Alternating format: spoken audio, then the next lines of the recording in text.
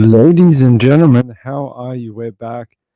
Sorry about the time frame. We actually went on to daylight savings last night, so I'm like an hour sleep deprived than I should be.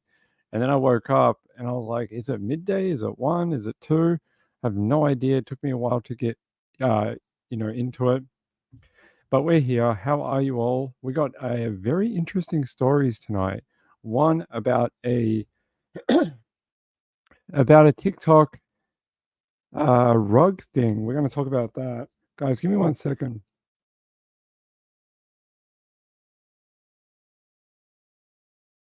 All right, there we go. Bit scratchy still. Bit scratchy, but there we go. I'm trying to wake up still, to be honest. I'm half asleep. I wasn't expecting to come on this early at this time, but Trish pulled her show at the last minute due to some reasons, and I decided to come on and help and have fun with you instead. I'm glad my voice picked back up. This bloody hay fever. It is going away slowly, but not as fast as I was hoping it to be. All right. Before I say hello to everyone keeps talking about Milton in the comments. So let me show you what I found about what Milton is going to do and what it's going to look like. So let me show you this video here. So you can see the early stages over here in the Mexican area over this side, and then you can see it starts to pick up steam as it travels like directly across the Gulf. And look at that landing point. Let's play that again. Look where that line's going through, directly through Tampa. It looks like Tampa is in the firing line here. Look at that. That eye wall gets awfully close to the city of Tampa, and yeah, this is going to be really interesting. We don't often see hurricanes that form and move from west to east. That's really odd, especially just sitting in the Gulf of Mexico like this. Sort of has happened. A couple of ones have done it going sort of from the Caribbean side down to Texas, but I don't often see them go from the Mexican side to Florida. Really odd. It's a very short space. It's a very short run, but looks like it could be a Cat 3 hitting Florida later this week. What does it say here? So look at this. Monday, and then Tuesday, Wednesday. Wednesday, sometime late Wednesday by the looks of it. But you can see that line really lines up directly with Tampa on the map. And it picks up speed as it moves through the Yucatan Peninsula and this land gate key here. What do they call it? We saw that last time in the last hurricane. So very interesting. Very interesting. Canadian has it far hitting south. Yeah, we don't tend to use the Canadian model. We tend to use the USGS model. That I think that's what it's called. So we call them spaghetti models. And so the way the spaghetti models work are, what we're looking for in it is we want them all to start giving us similar answers. That's what you want. If you've got ones that are like shooting off in this direction or this direction and over here, it means they're not in agreement. And that's what you're looking for in those type of forecast models. And let's see if we can find some spaghetti models of it, and I'll see what it looks like for you. Milton. Spaghetti models. Let's see if we can see anything. All right, 7 hours ago from the Weather Channel. Let's see if they have any. All right.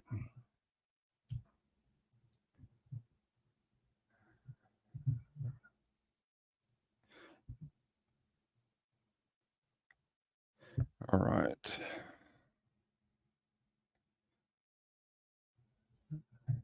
So the ones that we normally look at are the US and the European model. The Canadian model, not so much. I think that's the one you're talking about. Is that the Canadian, the purple? Yeah, it shoots off all the way down near Havana. You can see here that there is some agreement in these all these models here. You can see up here. These all have an agreement up until about here. Now, what that means is for the next 2 days or the next day and a half, probably about here actually, for the next day and a half, these models agree on what Milton's gonna do. As we step out, like, what is it, like 2 days, 2.5 days, 3 days, something like that, they start getting a little less agreeable. There's a whole bunch that agree that it's gonna hit over Tampa. Then you've got a few that think it's gonna hit further south, near the, I don't know what area this is down here. The Keys area? Is that no, that's further here. I don't know what's down here, but whatever the city's down here, you see there's a little bit of a split once we get to about 2 days-ish here. You can see there's a divide in the models. So what I would say is I would still believe for now it's gonna hit Tampa. I would just, say from here to here, we're not 100% sure, but I would wait to see what we call convergence of the models. And what that is, you want to see these lines start moving closer together and affirming on a single point. And when we see that, you'll know where this thing is gonna hit. And when is that gonna happen? I would say probably once we get to about here, probably in another day and a half or a day, these things are gonna start tightening up, and you're gonna start seeing just a single point. You'll still have a crazy one that jets off somewhere else, and it'll be like, "Oh, it's gonna go to Jamaica." But most of them are gonna start coming into alignment. But you right now, you do have quite a few that really like that upper Tampa area, and there must be something that's giving it an influence. Look, you've also got one that shoots off up here back into the Big Bend region of Florida here. So there you go. That's how these spaghetti models work. And yeah, just they're not perfect. They're a forecast. They're a tool. And what that means is we use it to try and give us more information to plan. It's to lessen the risks on the public. So they're just trying to figure out what's going on. But these things will eventually come into agreement. This is not too bad. I've seen it way worse than this, where each single one has a completely different track. This shows me that at least the majority of the models believe it's going to go and stay either Tampa or north of Tampa. There's only one, two, three, four, five. Only five of them think it's going to be further south of Florida. And then you got this crazy one down here. This could be the Canadians. Bloody Canadians. No, I'm just kidding. We like our Canadians. It just shoots off south for some reason. I don't know why it likes that. It's an interesting track. It's like, nah, we're not going to follow the status quo. We're going to go south, go around here, go through the Yucatan Peninsula, head over here, go through Havana, and then go up north on the other side of Florida. It's an interesting track. No, I can't remember what the US one is called. It's called we just call it the US model, but it's got probably some 4-letter designation. But there you go. There's the spaghetti models for you. I hope that's a bit of interesting weather for you. Yeah, it does look like Wednesday, doesn't it? Let's have a look. Let's have a look. Tuesday or like late. Did I say like late Wednesday? Yeah. Yep, there we go. I think it's gonna be very interesting. Let me just stop it. I've got another video of it. Let me just stop. When does it make landfall? So it's showing me uh, about 10 a.m. on Wednesday. 10 a.m. Wednesday, it looks to make landfall. And it looks like it goes either through Tampa or just north of Tampa. So there you go. That's what it looks like on my screen. Yeah, so the US and the European, that's the one we kind of use majority of. They tend to be the ones that have not the strongest record, but they just tend to be the ones who tend to have a stronger modeling software. But we call these spaghetti models. They go kind of everywhere.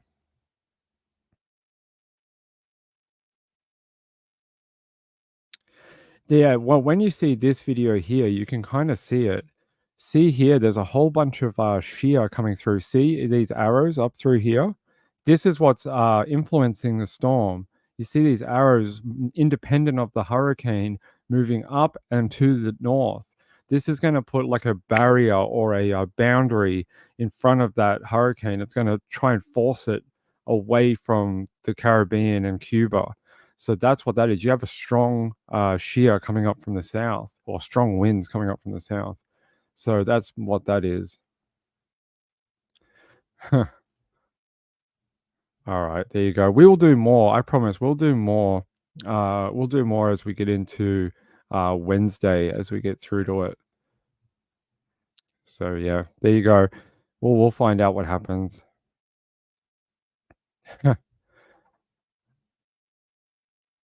Canadian's the red line. Well, someone said it went through.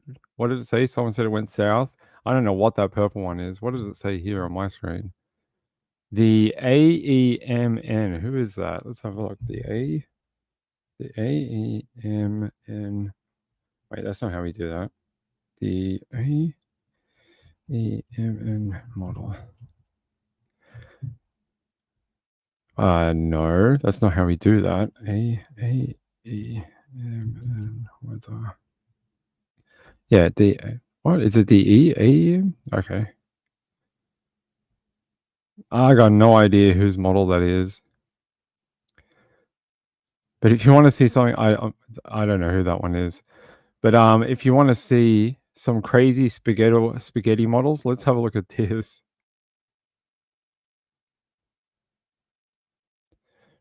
They get even more severe depending on how many you add. Here's a weird photo I found from a different one. I don't know. I don't know who they did. I don't know who they did for this one, but you can see here. This one even does a love heart down here in the corner. It does a love heart trajectory. They get a little weird, but like you can still see here, you have an agreement. This is why often on like the Weather Channel, they won't show you this many because it's too confusing for the public, right? It looks too chaotic. What you're looking for is, again, agreement. So you can see here, there's a swath of models that have an agreed cone. And this is like sort of from here to sort of, well, sort of here. So they would show you a forecast map showing you this is probably the path going up through here. Don't worry about all this stuff. They'll clear out all this clutter and show you. This one's a little more unpredictable. You see here, it's so widely divergent from each other. I like this though. It's got a love heart. Why did it do a love heart? Who knows?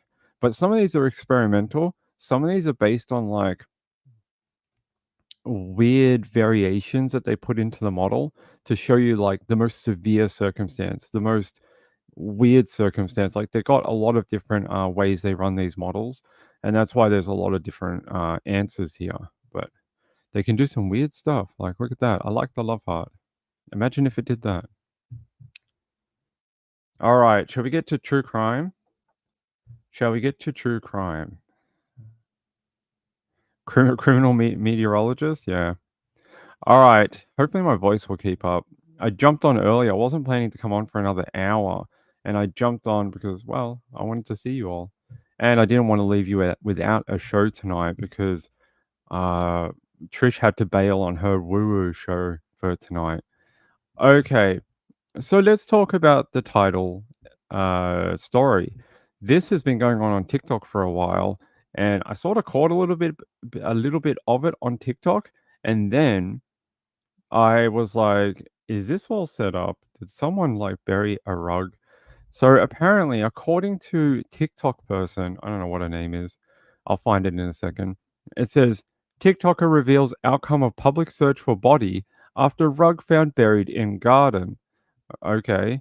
And it says a TikToker who found a rug buried in her backyard has revealed the outcome of a police investigation after social media users suspected a dead body could be hidden on the property. Now, she does have some reason to be concerned. I think anyone who would find a rolled up rug in their garden would be scared, right? It's all the movies we've seen, it's all the bad people and rolled up the woman's body in a rug and then buried her, or the gangsters who put their snitch in the rug and then buried them. We've all seen those stories. Um, I would be concerned too. And she has a little bit of, there's a little bit of credence to it. When she called out the police, originally they told her that they didn't have time to dig up the rug. And they were like, maybe you should dig it up. And she was like, oh, all right then. And she was going to do that until homicide rang her and said, no, no, no, you don't touch it. We're going to come out and we're going to do some testing on it. They brought out cadaver dogs, and the cadaver dogs actually sat at the location where the rug was. They actually got a hit on the location, and that is very interesting. But they did say, and I'll read the quote to you here. Where's the quote on the cadaver dogs? Might be at the top here. No? Maybe it's in a different article. Anyway, basically, the cops told her that while the dog did hit on the location, it doesn't mean there's a body there. It could mean something someone scraped their knee, someone had a nosebleed. Naresh Bhatt, I'm looking at you. Um, small things that could lead to the dog wanting to signal in that location. But anyway, they dug it up and they did some testing, and this all took like a number of days. So she had all these people on TikTok on edge waiting for an update. Well done not buying into the hype and actually making people wait, because that makes people more excited to come back. They said on Thursday, October 3rd, she revealed that her house had been taped off by law enforcement. She explained to her followers that she had been waiting on a forensic team to show up to see what was on the carpet. Detectives and cadaver dogs were sent over to her house to inspect the area. She reports that crime scene investigation and the missing persons department were also involved. When the dog began sniffing around her backyard, they immediately sat on an area with the rug, which is a sign of possible human remains. However, Santry noted in one of her TikTok videos that their interest in the area could also mean something as insignificant as blood from a bloody nose or a scraped knee. In her latest video, she revealed no body was found, and the question remains of why the dogs hid in that space. Police also informed her that it was not worth getting a lawyer because there was no concern that she was involved. So, for us at No True Crime, we've seen cadaver dogs and things like that hit in random places, not random places, but they pick up on whatever they pick up and they give a signal to the handler. We've seen that before in, I don't know, countless other cases we've seen, and we've all got very excited going, oh my God, they're going to find the missing person. And then nothing happens because there's nothing there. That has happened on more than one case I've been watching or reporting on before. So, not an unusual thing if you're in this world and done a billion stories, you would have seen it yourself as well. I do find it is one of these interesting little TikTok stories that tend to happen, but she never got an explanation of why the rug was in her backyard. I want to know, do you guys have any suggestions on why someone would bury a rug? Oh, it was a rug and some rubber. Not that type of rubber, not the American slang word for a sexual thing, just some rubber like the material. Tell me why someone would do this, because they didn't wanna pay the fee to the tip, or they didn't wanna pay the council to come pick it up? I don't know. I'm not sure why you would bury a rolled up carpet under the ground. Did they use it for some sort of, like, insulation to the garden to stop it from freezing in the winter? I've seen people that live in cold climates will do certain things under the ground to keep things like pipes warm, or they keep gardens warm to keep them growing. And they'll do weird things like put blankets or foam around piping so it doesn't freeze in the winter. They'll do stuff like put it around gardens to keep it insulated so the plants don't die off in the winter. Maybe it was something like that, and they just thought, "Hey, a rug is a great idea." I don't know. I don't know why you would bury a rug and then leave it for this poor tenant or homeowner to find, and then just be, like, freaking out and having to have the crime scene investigation show up at your house and tape it off. Now, the area this happened in, let me give you that. I don't think I know, they don't say. What police department is this? I don't know, I can't tell from the badge. Um, Let me see if I can find out, like, what actual police. Oh, here. Columbus Police Department. Oh my god, Columbus, Ohio? Is that the same one? Or Columbus, GA? I don't know. It doesn't tell me. The Independent has contacted the Columbus Police Department for comment. Sentry has gained over 2 million followers on her TikTok. Well done, lady. Well done. Since she recorded her journey for answers to the mystery. I can't tell you why this happened. I have no idea. Columbus.gov. I'm guessing it might be Columbus, Ohio, but or Columbus, Washington. I don't know. Let me see if I can find more about this. Let me see if I can find out more about her actual location. Let's go to NBC. They got to be better than the Independent. Hey, bottle, get out of my way. Oh, it is Ohio. Yeah, I had a feeling it would be Columbus, Ohio. Uh, yeah, a Columbus, Ohio woman broadcast to millions of TikTok viewers this week as she documented the discovery and police investigation of a rolled up rug buried almost 2 feet in her backyard. 2 feet. That almost seems like a frost line type thing. It's interesting. But TikTok users, many of whom speculated the rug was evidence of a larger crime, expressed disappointment on Friday when the woman who goes by the name Katie Santry on TikTok revealed the rug she uncovered didn't contain a body. Do you want it to contain a body? I'm confused.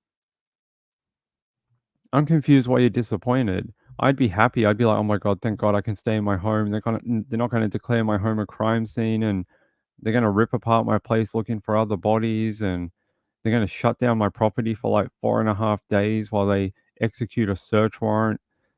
I don't want that. The Columbus police confirmed to NBC News that the investigation, which used canine resources, concluded on Friday with no human or animal remains found.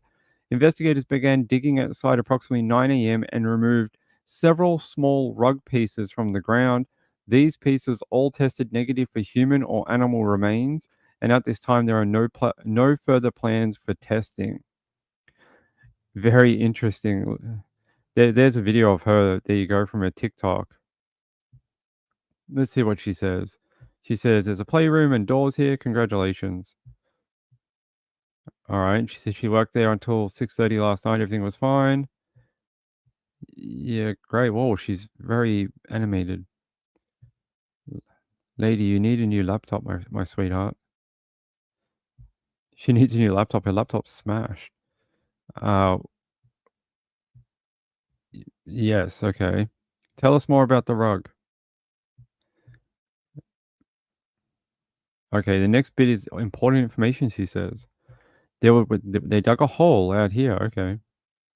And there was a rolled up carpet buried underground. Then we came across, as we were digging at, rolled up carpet. Okay. Who the F and why the F is there rolled up carpet underground? I have no idea.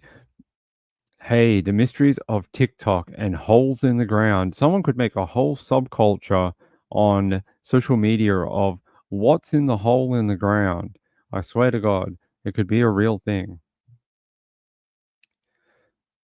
Geraldo Rivera? Like that stunt Geraldo did. Yes, very much. Strange comment to make? Yeah.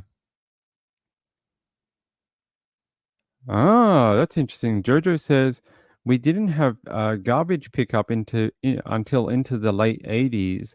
We had dumps on our property, so used to like dig holes and bury refuge and stuff like that. Interesting. She's not the smartest, in my opinion. Hey, be nice to people. Be nice. Her imagination was working overtime.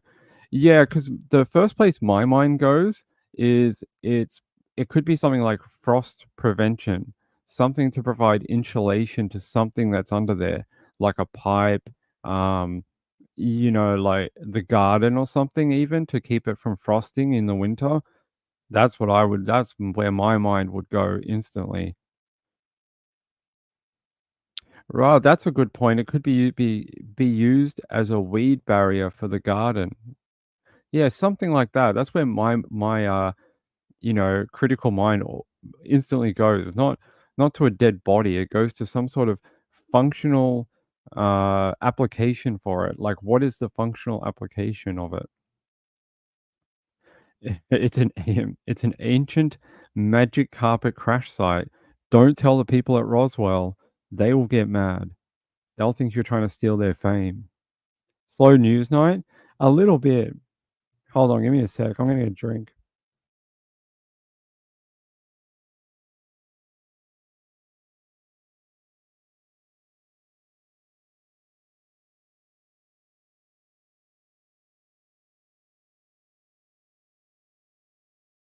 All right, there we go. That's better. Bloody hay fever. When will it go away? I don't know. Hopefully soon. All right, we have more updates though. More updates. And there was a story that was connected to this that it's this one. So the other night we spoke about another TikToker who was wanted for the murder of a well-known, he was a psychiatrist, right? Yeah. He was a psychiatrist, he was on TV, used to give people advice on like local telly. And Mr. Prada was wanted for that murder. Well, they located him the other day. I don't know why we never did an update on it, but they did actually find him. And I'll show you right now while apparently we're doing TikTok tonight. I don't know why. Have you ever noticed that Mr. Ping does not have a TikTok? I don't. I don't have one. Like, I have an account just to like pull videos and stuff like that, but I don't have one where I upload true crime content or anything like that. It says here, popular TikTok creator Mr. Prada charged with second-degree murder. The 20-year-old creator was arrested Tuesday in Dallas after being suspected of stealing a deceased therapist's vehicle. And here's his dumb videos. There's his mugshot, apparently. Have fun, fella. Mr. Prada arrested in connection with murder of mental health therapist in Louisiana. Let's watch the video while I drink this weird colored drink. So I try and feel better. Hold on. In Louisiana, a TikTok creator is being held in a Texas jail in connection to the murder of a therapist in Louisiana.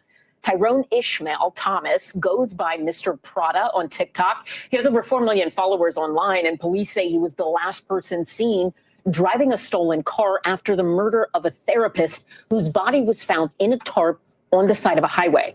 Thomas was arrested on charges related to damaging property, resisting an officer, and unauthorized use of a motor vehicle. He is not facing any charges related to the death right now, but a lot of questions here. So Maya Eaglin joins us now on set with more. Maya, this is an odd case because this is a huge influential person on TikTok.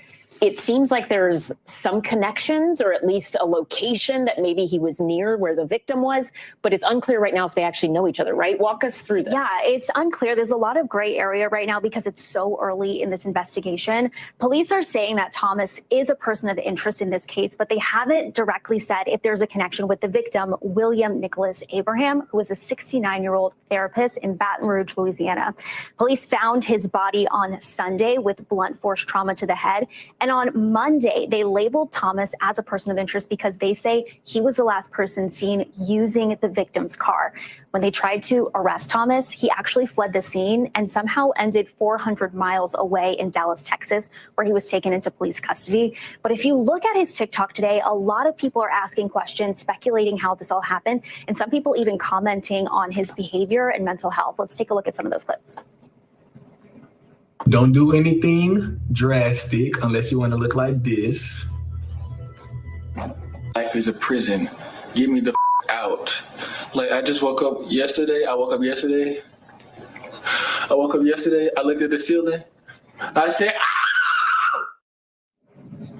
So again, some concerning behavior there that his audience members are pointing out, but we still do not know what the direct connection is to the murder crime. Okay, and do we know right now if they had a relationship prior to this? Have police said anything? Police haven't said anything. We do know that the Dallas Sheriff Department confirmed that he was arrested in Texas, but they actually told us that this case is being turned back over to the East Baton Rouge Sheriff's Department. There, as you mentioned, he's been charged with 3 things already: aggravated criminal damage to property, resisting an officer, unauthorized use of a motor vehicle. But again, we are waiting to hear if there are any direct connections and charges to the murder, which we just don't have that information just yet. All right.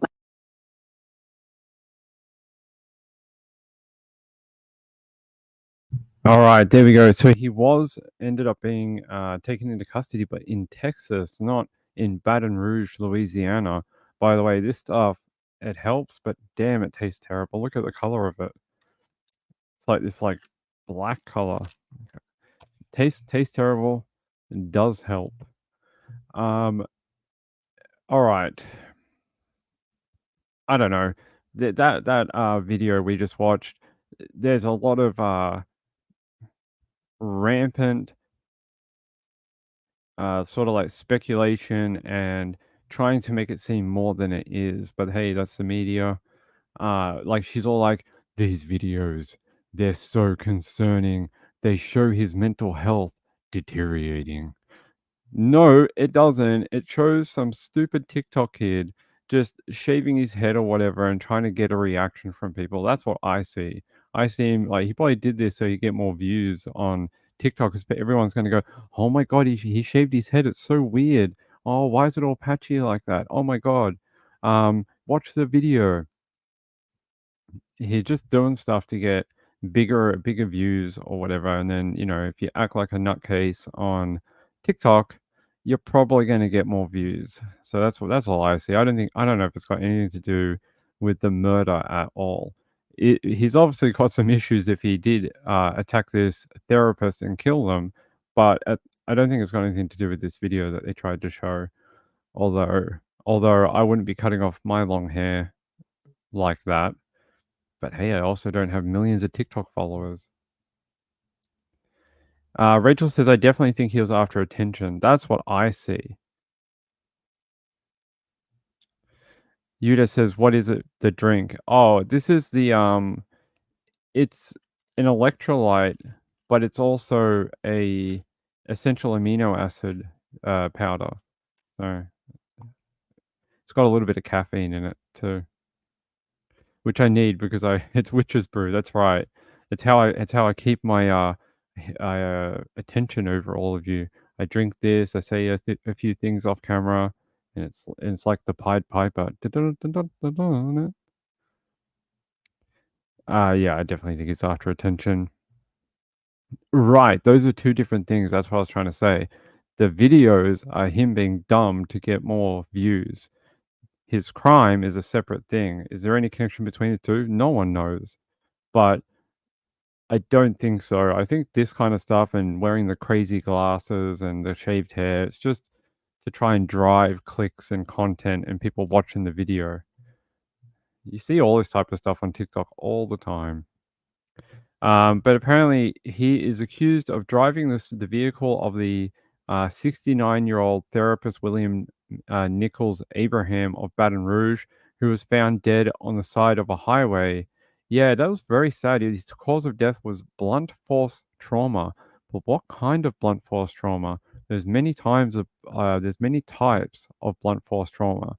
There's like if you hit someone in the head with a hammer, that's a type of blunt force trauma.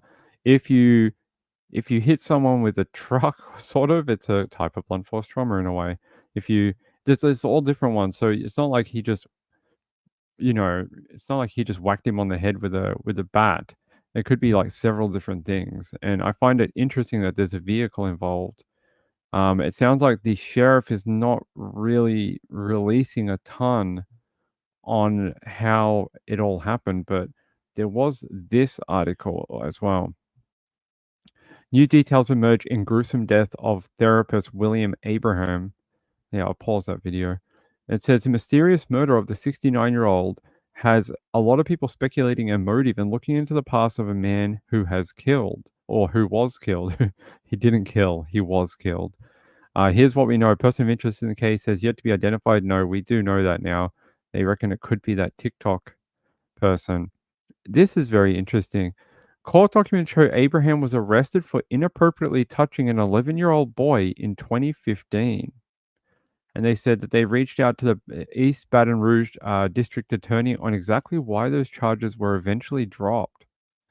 They say the DA, Hiller Moore, says his office investigated the incident for 2 years, but did not believe the evidence supported the DA's burden of proof beyond a reasonable doubt.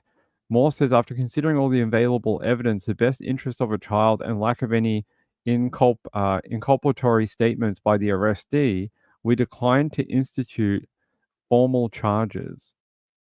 They say we do not know how the person of interest and Abraham are connected at this moment. We are waiting to hear back from East Baton Rouge Sheriff's Office for comment. Interesting. Wait, what's this?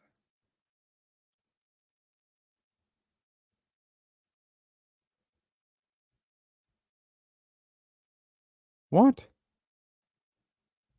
Oh, it's some sort of weird mystery program they're doing. Oh, I just saw this and I was reading it after we finished that article, and it says a torso washed ashore on the Gulf Coast in 2012. Its condition raised more questions than answers. I find that very it was apparent that something or someone had tried to actually remove skin from the body. Oh, we didn't know at the time what that meant. I mean, anytime someone's trying to remove skin from a body, I mean, it probably means they want to kill them or they're dead. I mean, I think that's probably what it means. They say we're looking to see if any other body parts may be washed up on a beach. So that's our end goal right now. That was in 2012, June 7th, 2012. Hold on, they want you to watch the episode, but I don't want to watch the episode. I want to know who that was. Let's see if we can find out.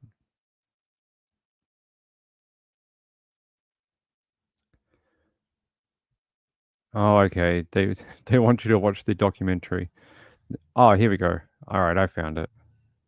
So, a new documentary recounts the gruesome murder of 22-year-old. Is it Jaron Lockhart? My eyes are a bit blurry this morning. Yes, Jaron Lockhart along the Gulf Coast, obtained from the Mississippi Press News. They say a new documentary is bringing renewed attention to a chilling case that once sent shockwaves through the peaceful seaside town of Bay St. Louis, Mississippi, or is it Bay Street? I don't know how to pronounce that.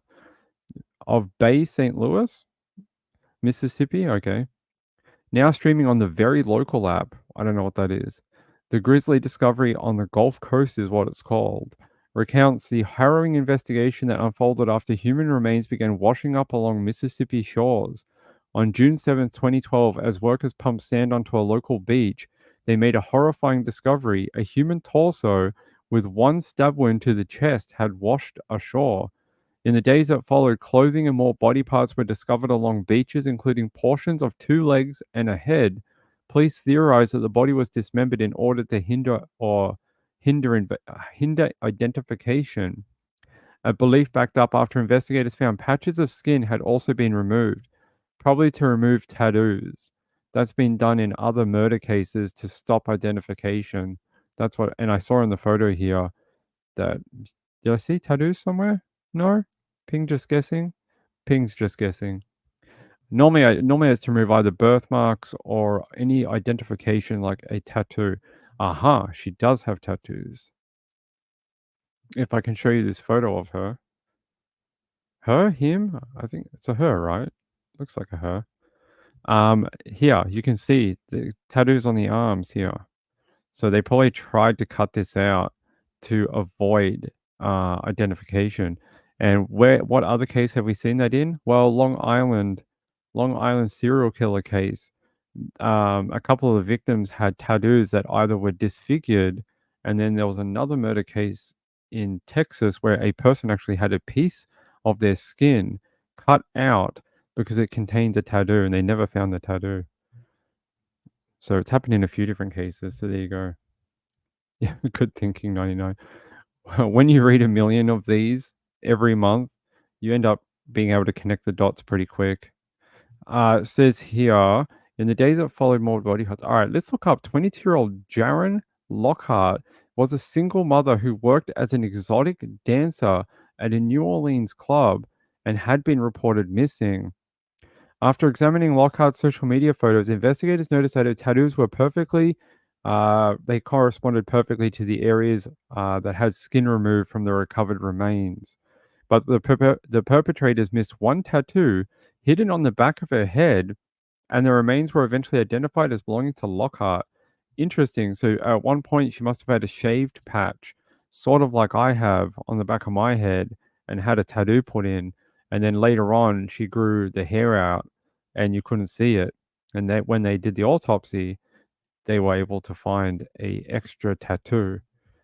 They say surveillance video obtained from the club where Lockhart worked revealed she was last seen leaving in the early hour morning of June 6th. Wow, they didn't find her to June 12th. So she was in the water for maybe almost a week. And they said on that night she left with a man and a woman. And by June 13th, police announced they had two persons of interest in the case in custody. Terry Speaks, 40, and his 28-year-old wife, Margaret Sanchez. They said they had reportedly offered Lockhart between $700 and $800, allegedly to provide entertainment at a bachelor party. Rumors the couple were involved in the occult and had planned the murder to align with certain spiritual belief swirled, but without DNA evidence, the investigation stalled. However, on June 12th, the couple were arrested on unrelated charges after police learned Speaks was a fugitive wanted in another sex offense case. But Sanchez, who was arrested on the charge of harboring a sex offender, was later released after prosecutors declined to press charges.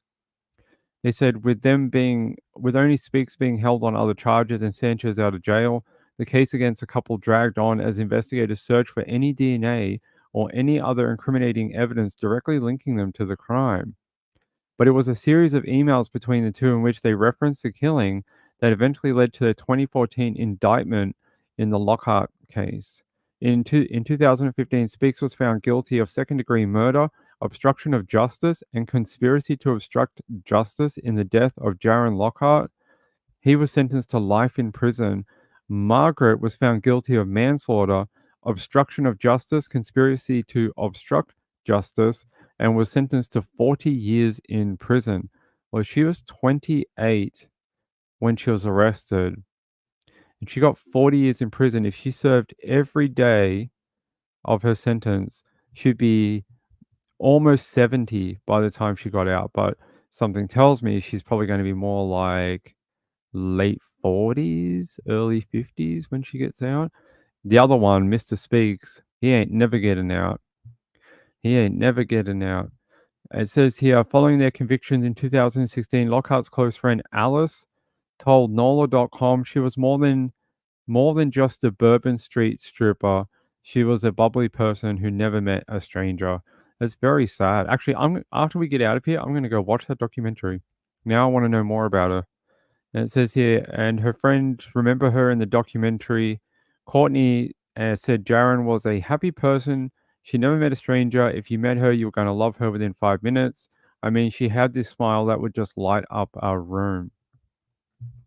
What a sad case and a very creepy case. I don't remember this one. I know a lot of true crime stories, but I don't know this one of Miss Lockhart. Very young, 22. That's a very young age too. I mean, any age is too young to be murdered if you're, want to be real. Here, can we see the offenders by any chance? Yes, we can. This must have been way before my time in true crime, because I just don't know this one. There's a photo I can find. It's very pixelated. There's Terry. There's Margaret. And there's Jaren. That's a terrible freaking photo. But it was from 2012, so digital photos were not as good as they are today. There's got to be more about this that we can find. So everyone in the chat's probably like, I remember this one. I remember this one. And Ping's like, I have no idea. Never seen this one before. But interesting that they made a documentary about it. If you want to watch it, jump on that. What's that app called? Very Local. I don't know how you access it. Do you download it from the App Store? Let's see. How do you get to the Very Local app? Okay, so you go to Google Play or the App Store, and then you can jump on, and it has different award-winning coverage from your local news teams, apparently. And you can watch award-winning series and documentaries on it. Do you have to pay anything? I don't know. It doesn't say. Maybe? Or is it just like free-to-air TV? Oh, 0 fees, endless streaming. Okay. And you get your trusted local news. I'm guessing it probably works on your area location. So when you download the app and log in, it probably works off like your GPS, and it'll only give you stuff from your local area. I'm guessing. That's how they do it. So yeah, jump on the App Store if you want to watch that documentary. What is the documentary called, Ping? It's called something that I didn't tell you.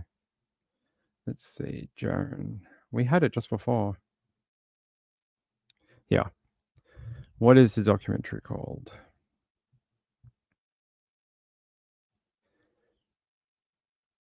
Let's see. It's called Hometown Tragedy, and you can download it on the Very Local App Store for free. So if you're able to access it in the US, might be a good watch. And the episode, okay, so the series is called Hometown Tragedy, and the episode is called the Grizzly Discovery on the Gulf Coast. And you can see how the investigation played out in that particular episode. Very interesting. I can't believe we just stumbled across that. Oh, can we play this video? Oh, we can. Hold on, guys. Let me take you here.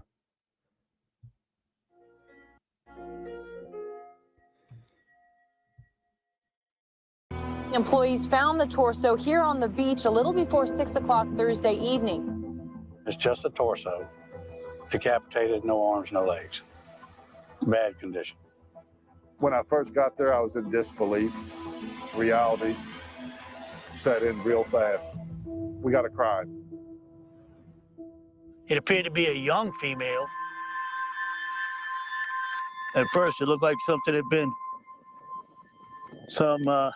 maybe some sea creature had been munching on it, but we discovered that wasn't the case. We do know that she was stabbed. She was killed by the stab wound.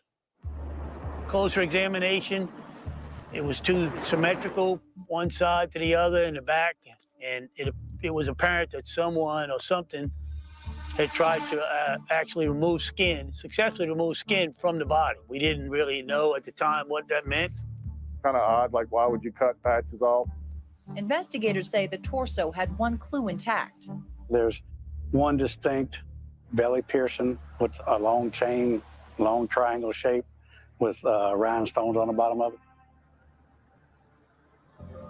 They were actually tattoos that had been removed. Somebody was trying to hide the identity of this person by removing their tattoos. First time I had ever seen anything like that in my 20 plus years in law enforcement.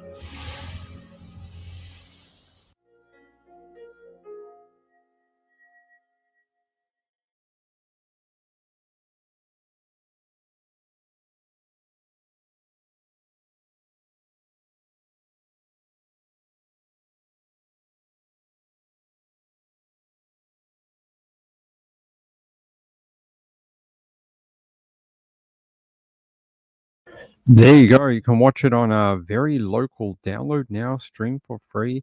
Hey, I like anything you don't have to pay a friggin' subscription for. Very happy to do that. I don't know how I would watch it because I think it's only available in the United States. Let me have a look. Yes, this app is not available on any of your devices. Thank you, Google. I appreciate it. I may have to try and sideload it and then see if I can run a VPN, or I could try some other things. Things I can't talk about on YouTube.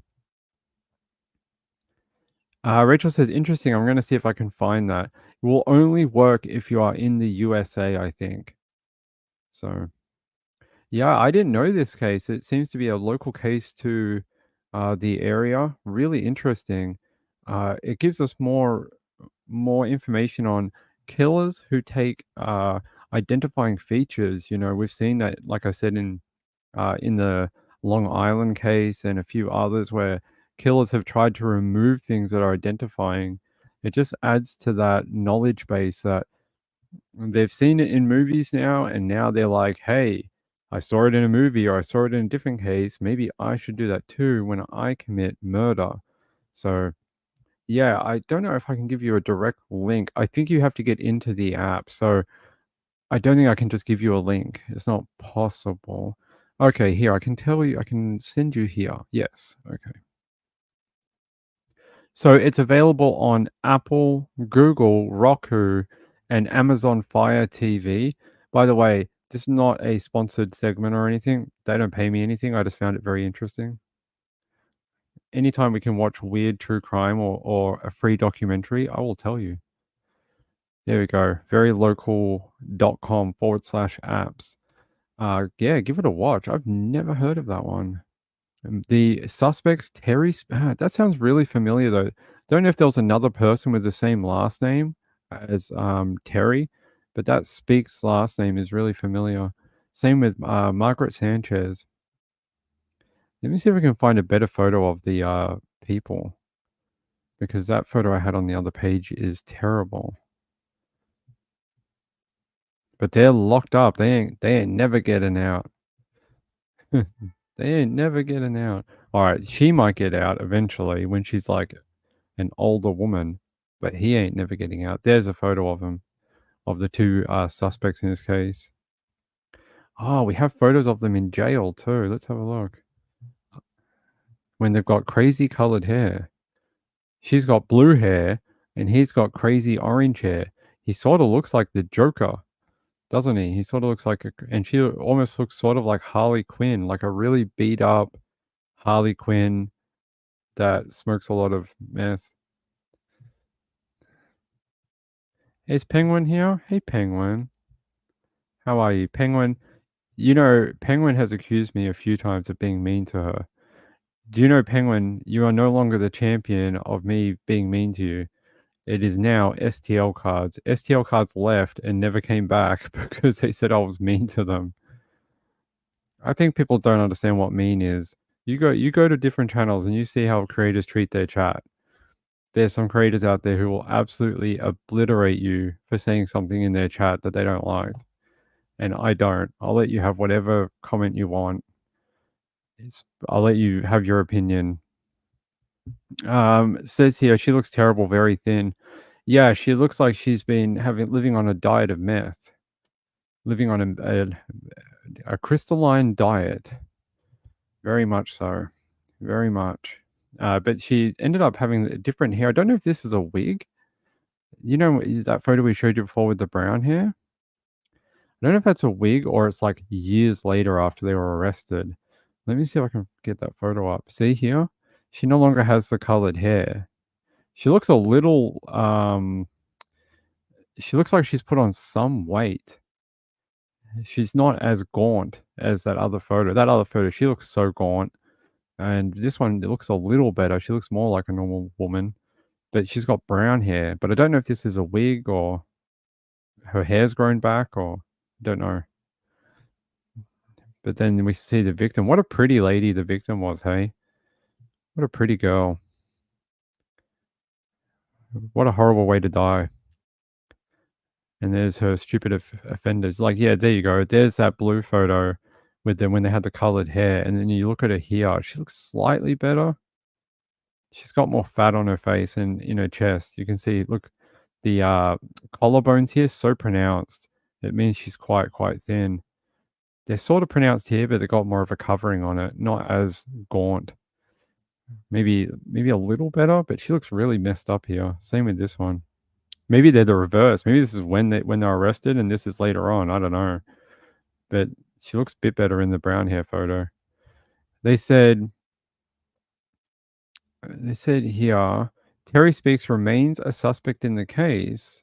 Chief Carraway noted he's currently being held in a federal prison for a charge of failing to register as a sex offender in relation to a prior conviction. Okay, so that's what they originally got him on and held Terry Speaks on.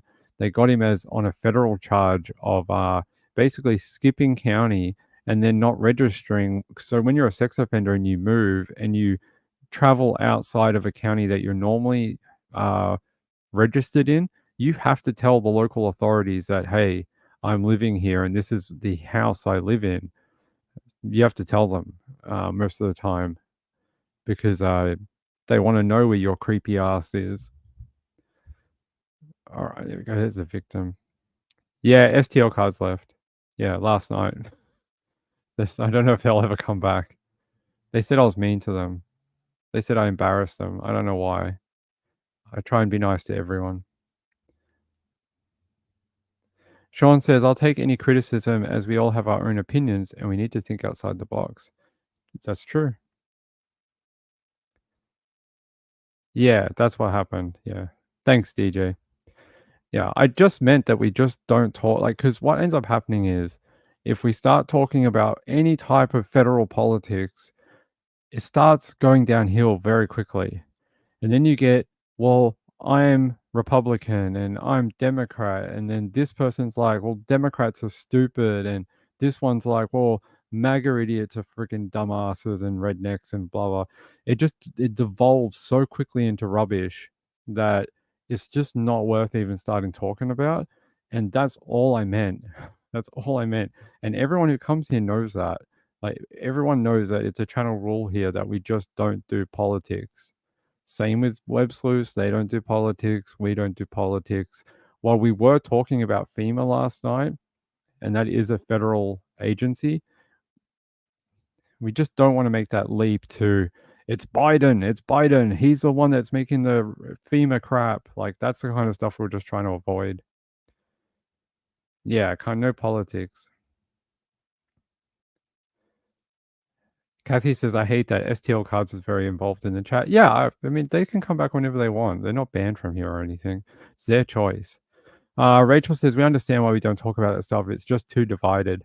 Right, and that's what I said last night. I said it's so divisive, it's not worth talking about because I guarantee you, in this chat right now, there's a whole bunch of Democrats, there's a whole bunch of Republicans, and they don't know that each other are who they are.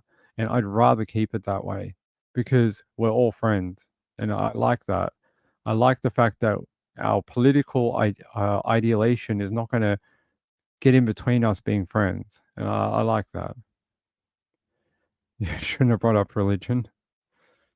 Yeah, it's all right, Sean. It's all right. I just don't know. I don't know. Some people just take things sometimes the wrong way when I say things. I don't know what it is. I don't know if it's just. I don't know if it's the Australian.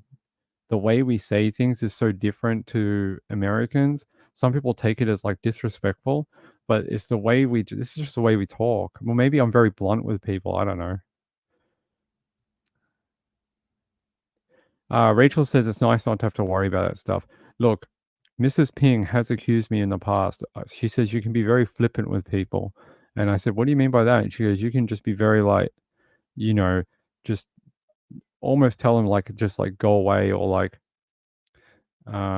just be very harsh with them. And she goes, sometimes you don't realize you're doing it. So maybe that's what I did. Grownups can, what? Grownups can all get along. I hope so, Diamond Heart. I hope so. Yeah. Yes. Hey, Mamma Mia. How are you?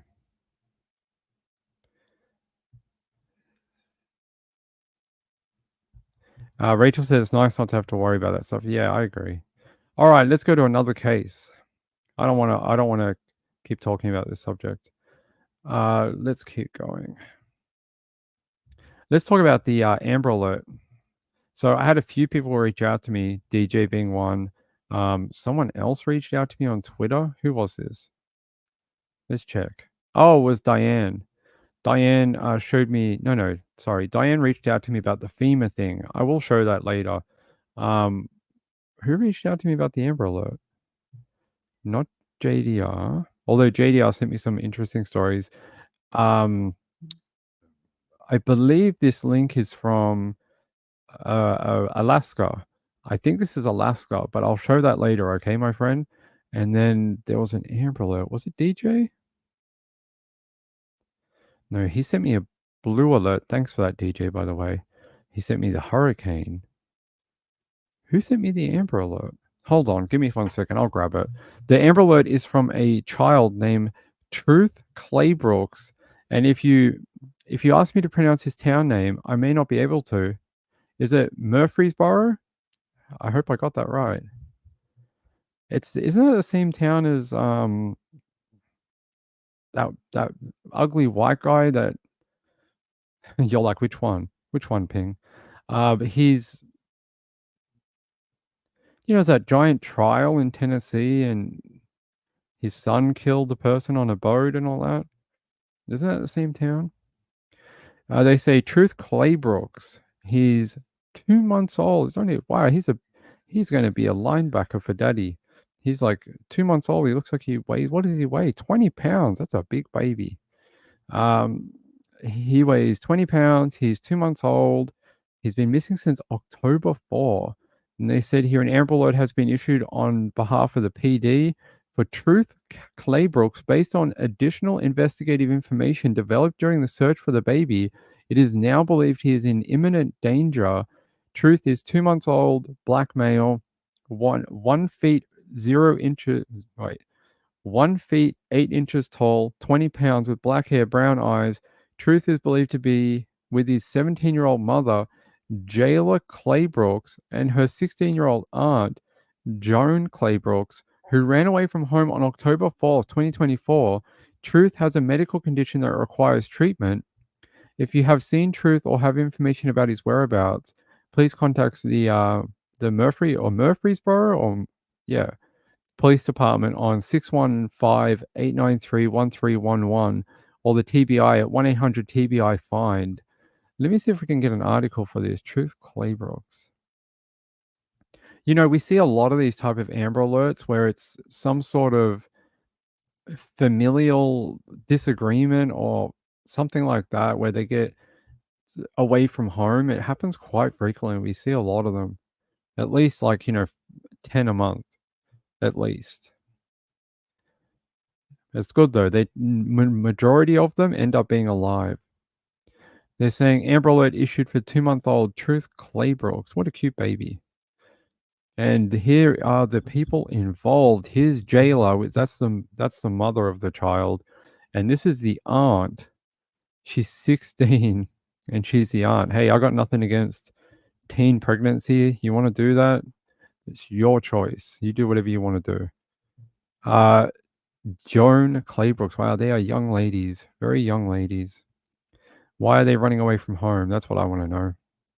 There's no information, just that the baby has a medical condition that requires treatment. The TBI official said he's believed to be the 17-year-old mother. That's her, Jayla. And Joni or Joan is the aunt. She is 16 years old. These are, what would they be? Seniors in high school, right? Seniors. That is brutal. And there's a baby. A baby is literally going to be a defensive end in the NFL when it grows up. That baby is going to be so tall. Let's see if we can find anything else about the kid. WBIR, sometimes they let me go to their articles. Let's have a look. No, nothing there. Let's go to WZTV. No. Okay. So there's not a ton of information on it, unfortunately. Yeah, there you go. There's a picture of the bubba. Let me see if I can grab anything else from a different source. It was reported under an hour ago out of Tennessee. So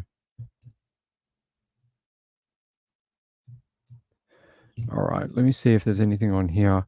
Okay, so the TBI 1 hour ago, Amber Alert issued on behalf of the PD. Same information, not a ton extra. They have some. Oh, here we go. They did release a flyer. Let me upload this flyer for you. They did release an extra flyer that a lot of the news stations did not put on their coverage. This is their like wanted poster type thing. This is their Amber Alert. They said an Amber Alert has been issued looking for these 3 people. They said if you have information, contact the Lieutenant James Abbott or the TBI. So there's the numbers there. There's some photos of the 3 of them. I want to know the background of why they felt the need to leave that address. Why did they need to have to run away?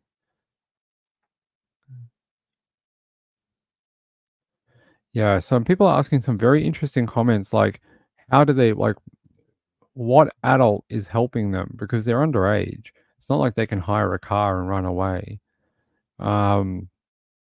They said, based on additional investigative information developed during the search for the baby, it is now believed he is in imminent danger. That's never a good warning to get from the TBI. Just trying to see if we have anything else to offer.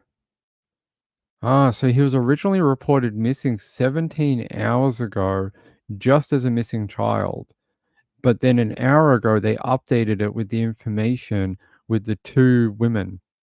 That's what the update was an hour ago. So they had the jailer Claybrooks and the aunt Joan or Joni Claybrooks, who ran away from home on October 4. That was a while ago, right? No, that was yesterday.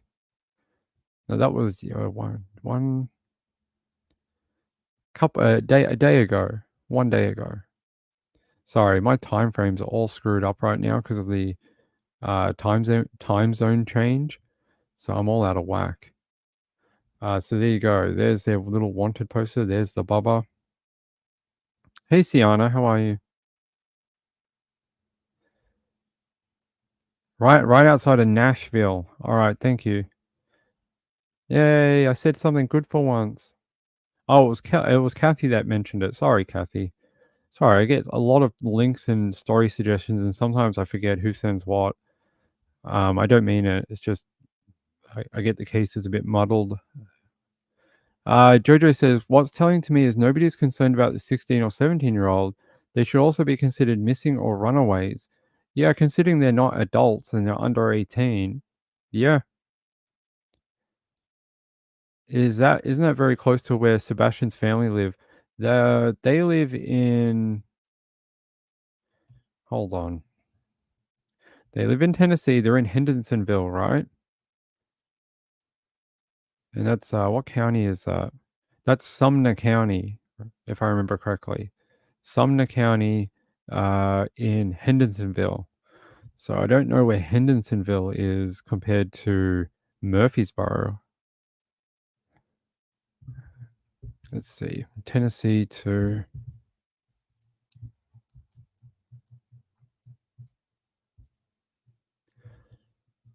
Let's see if I can get a map. No, that doesn't help me. All right, let's have a look. Oh, it's about what? Oh, it's a bit of a drive. No, that can't be right.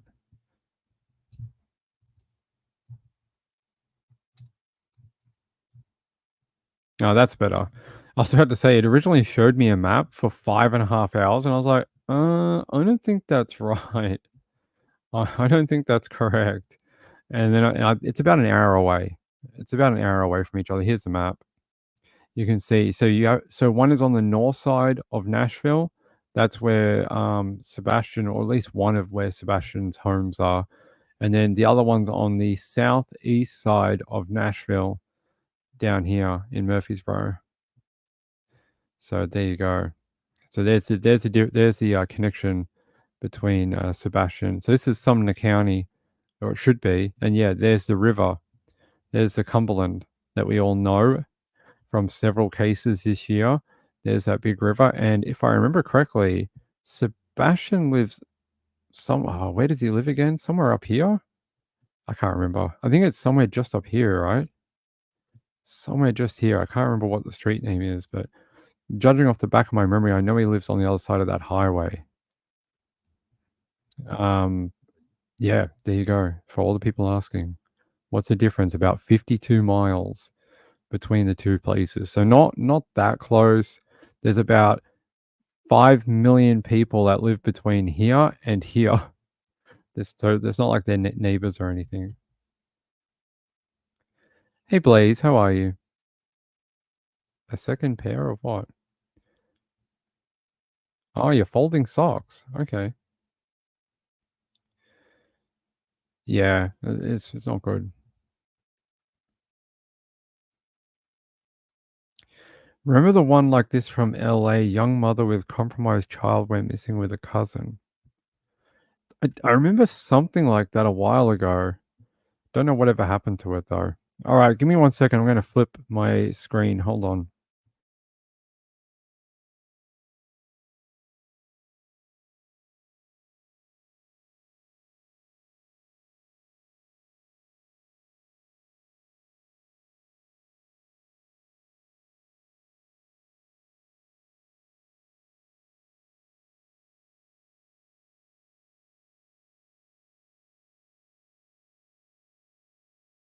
All right, there we go. Sorry, I had too many things open. I literally couldn't get to another story for you.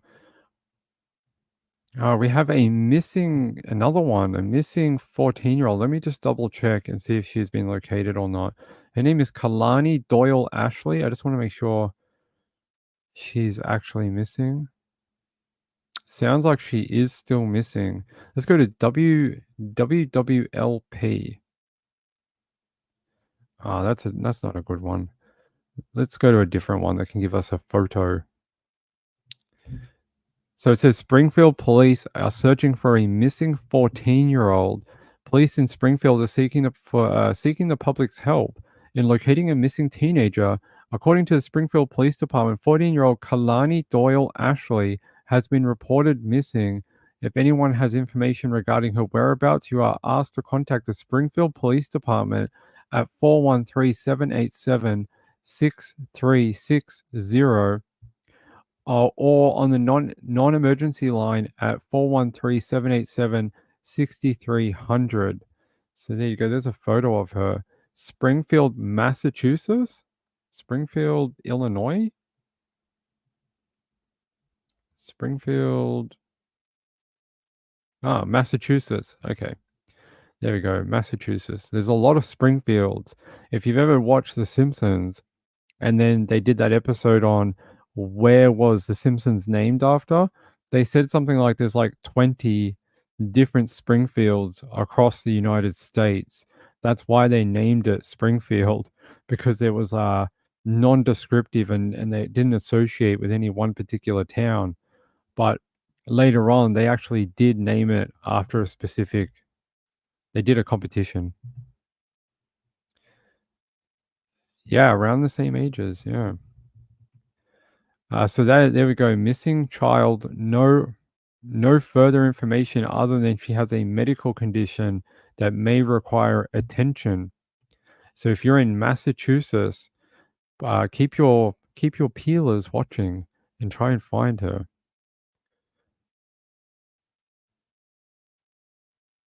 All right. Let's go to England for a little bit. Let's go to England. Let's go to the Mirror. And I want to... no, let's not go to the Mirror.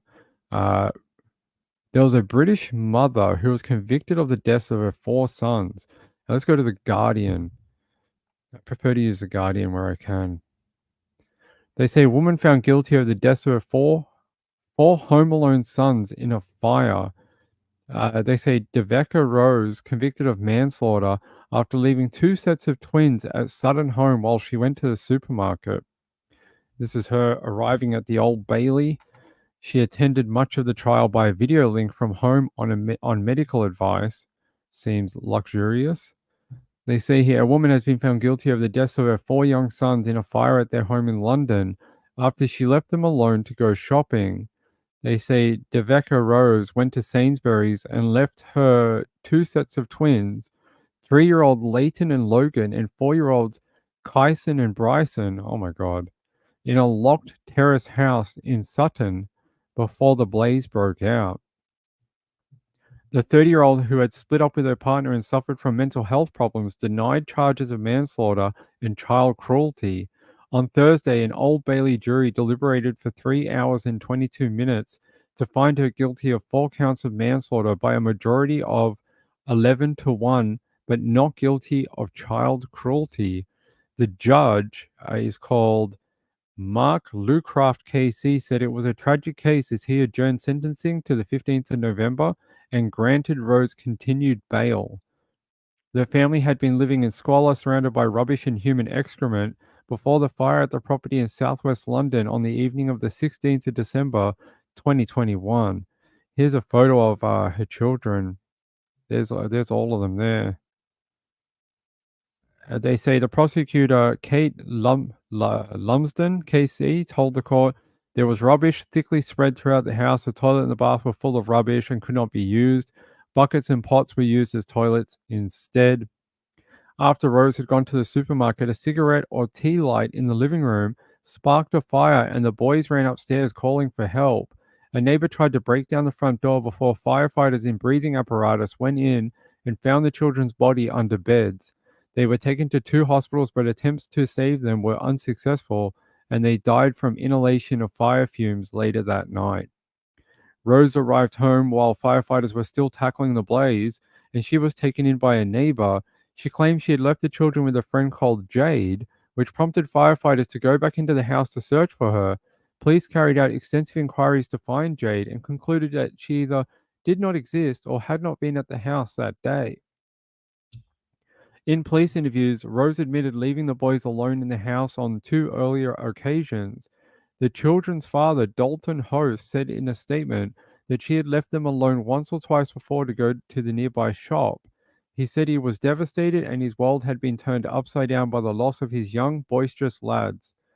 The boys' paternal great-grandmother, Sally Johnson, says, I was aware that she would leave the boys by themselves in the house. When I asked her about this, she would say, oh no, I just went to the pop shop, which is a local shop just 7 houses away. I did not know how often this happened, but I remember several times I phoned the house and Kyson answered the phone and told me, Mummy has gone to the pop shop. Jurors were told that a social worker, Georgia Singh, had raised concerns about the family, but the case was closed 3 months before the fire. Cross-examining, the defense barrister Laurie Ann Power said, you have got a decline in her physical appearance, a decline in the way she is looking after herself, a decline in her mental health, disassociating with her children and with her. She's telling you that's likely to continue. She has point blank refused to let you see the children. These are all alarm bells when you think about family intervention. It was not your decision to close the case, but the reason you set out the concerns was because you yourself had concerns about Miss Rose and the boys. Singh agreed, but told jurors she believed her concerns had been dealt with by another social worker who had gone round later on the same day as her last visit in July 2021. The case continues to sentencing in November. Wow, what a sad loss of life of 4 beautiful boys. They all could have grown up to be very smart and healthy young lads, right? It's very tragic, very tragic. And it's very sad that mum didn't get the help that she needed earlier either. Sounded like mum needed a lot of help.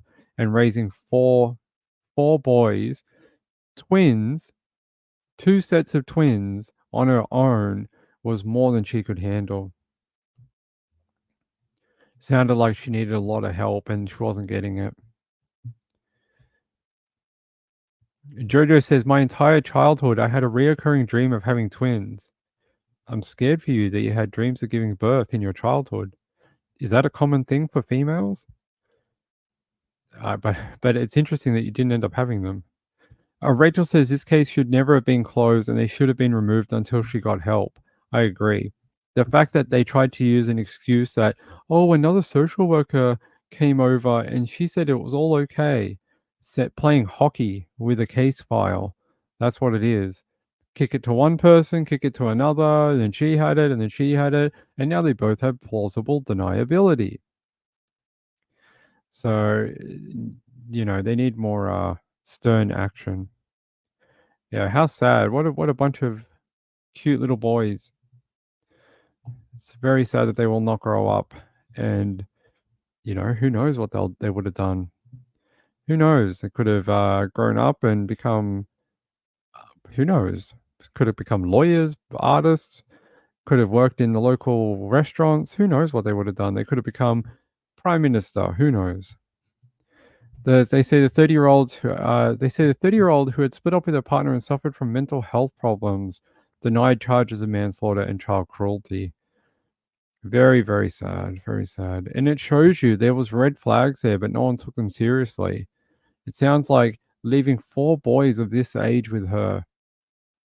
I mean, I know there's mums who have done it, but where was dad? And I know it says here that dad was denied access to the children, but it sounds like someone needed to intervene and break whatever was stopping this from getting better. Kathy says our 8-year-old twins are spending the night here. I can't imagine something happening to them. Can you imagine looking after 2 sets of them every day? You let me know. Rachel says that case, yeah, never been closed. Yeah. All right. Let's keep going. What an awful case from England, right? Let's see. What else we got on my list? We got so many stories. My list of potential stories is about 90 long. And we only get through a small number of them, and then I forget that we haven't done them, and then keeps getting longer, and unfortunately it gets pushed back. Give me 1 second. I just want to fix my screen. It's really bothering me. Hold on.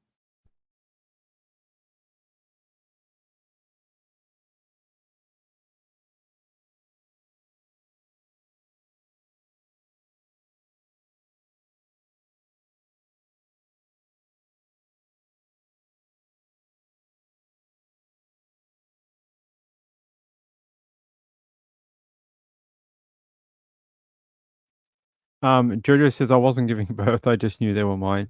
Very interesting that I guess that goes along with the whole playing mummy thing. Like, how like little girls like to play with dolls and that type of thing. They like to mimic what they see from their mum. I'd say it probably goes into something like that. Like, how like all little girls want those dolls that talk and you can feed them and all that. It's probably something to do with that connection, like psychologically.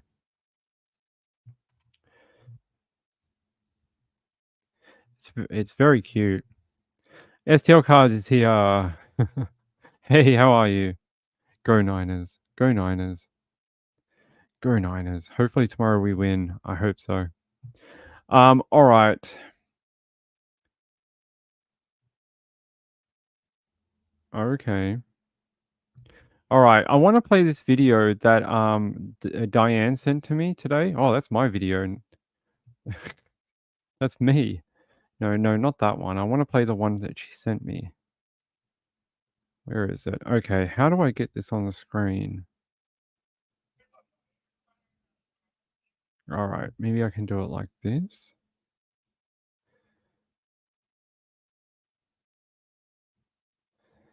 That's not going to work. Seeing your questions and your comments, and I have some answers for you. So first and foremost, FEMA does not take money, property, or donations from anyone for any reason. Second of all, we do not ask for cash. We don't ask for volunteers for disaster response. But if you're looking to get involved in a disaster response, you can always reach out to a voluntary organization that you trust. And for more helpful information to keep you safe, visit the link down below. Hey everyone, it's Lanisha Smith here, and we've been seeing your questions and your comments.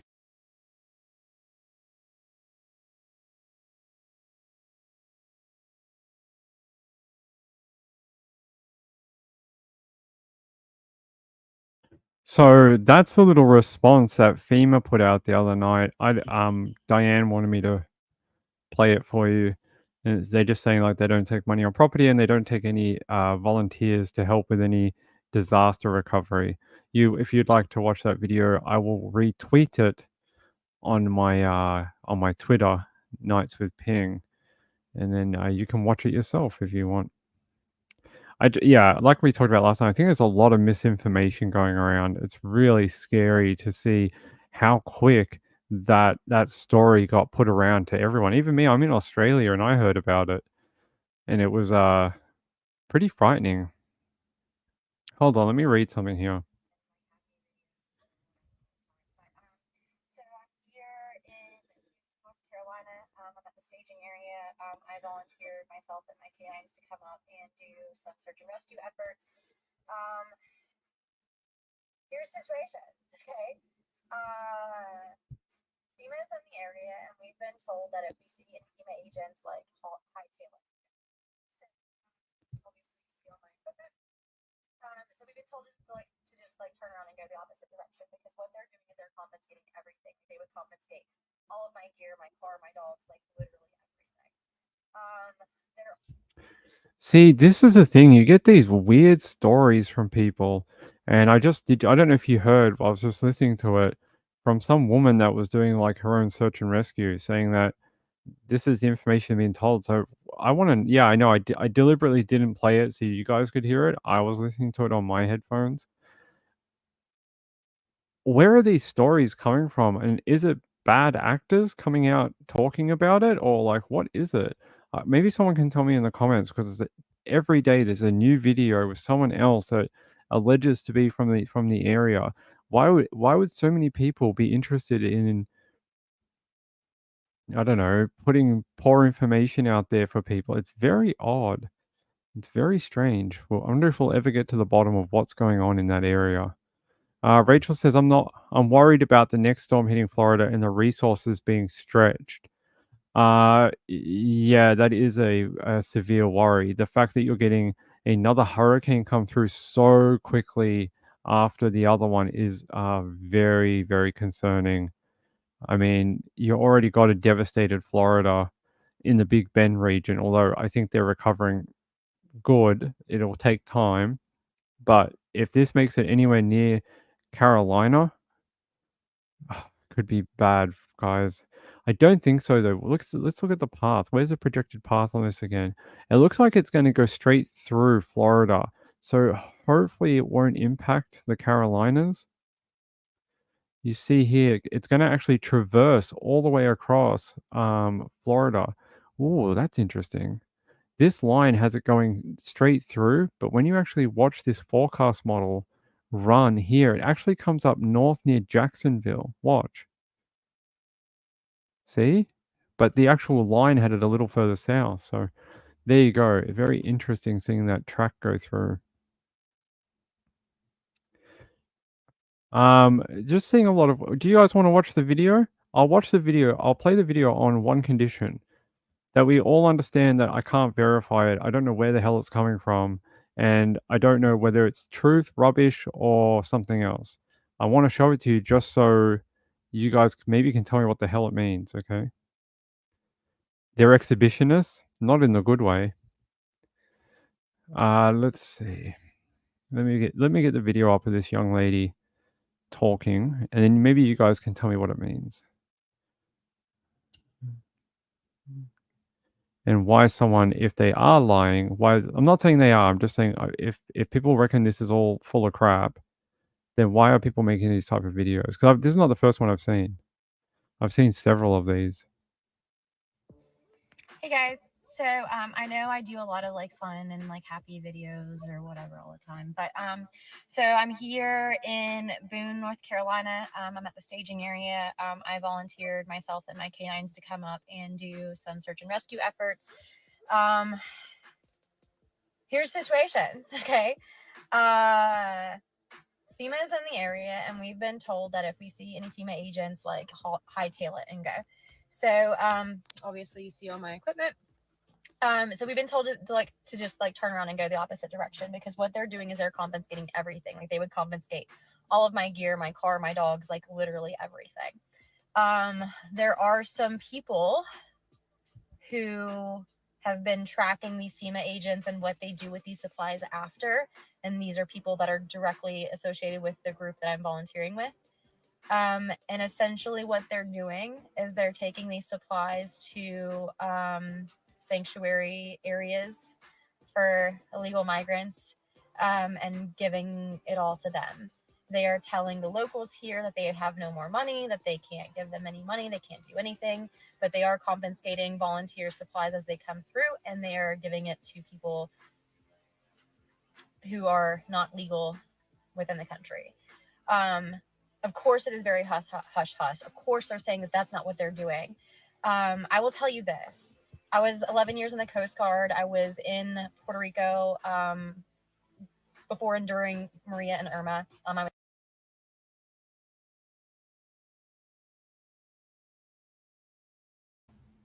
All right, I'm gonna stop it there because she went off the rails at the end. She went off the rails at the end. For like 1 minute, I believed her, and then she started talking about crap at the end. I was like, nah. Sounds like she's trying to just, I don't know. It sounds like someone's feeding her discourse because that doesn't sound right. Like, I know there's a lot of corruption in governments and things like that, but I don't know. Yeah, that's where it went off the deep end, right? Like, I'm sure that kind of stuff probably does happen, but I doubt it's happening with hurricane resources. I don't think so because they're completely separate budgets. They don't interlock, and I doubt they're confiscating stuff to send it to illegal migrants. They're completely different streams of income for different government agencies. I don't think it works like that, but I think what happened, I still think it's what I thought yesterday. There's a small sprinkling of truth in there, and the rest of it's just overhyped rubbish. Like, there's probably some tiny bit of truth in there, and the tiny bit of truth from the little bit of research I've been able to figure out is this. People like her, who may want to help or whatever, have been turned away from areas because they are in a FEMA designated zone or whatever, and FEMA are doing that work in that area. And like they said in that video, they don't accept any volunteers. They do their own work. They have their own specialists, that type of thing. So I think that's the little sprinkle of truth. The other stuff I think is just political, misinformation and sprinkling in stuff that they know will make people angry, because there is obviously an immigration issue right now. There's other issues with funding and stuff like that. It's very easy to twist things and make them sound more severe than they actually are. Although, if she really is a canine search and rescue person, I appreciate her help in helping people, but got to keep away from the crazy stories.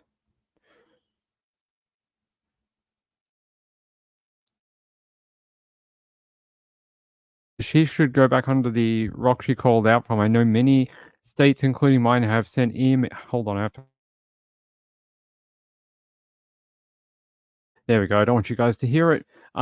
I know, many states, including mine, that have sent EMTs and other first responders down there to help in North Carolina. They don't want volunteers creating havoc. I think that's part of it, right? I think they want to control the response, but I was angry with her and I'm not American. I don't know why these videos keep popping up, and they're like from several people, like with half decent followings. It's very odd. I don't know enough about them and their political backgrounds to know what their cause is or whatever, but they keep popping up on my feed over and over and over again, and I'm like, what the hell is going on? I guess it's just like with anything, with the election drawing near, it's probably going to get worse. Unfortunately, it's probably going to get bonkers. All right, there we go. There's your bit of weird stuff for the night.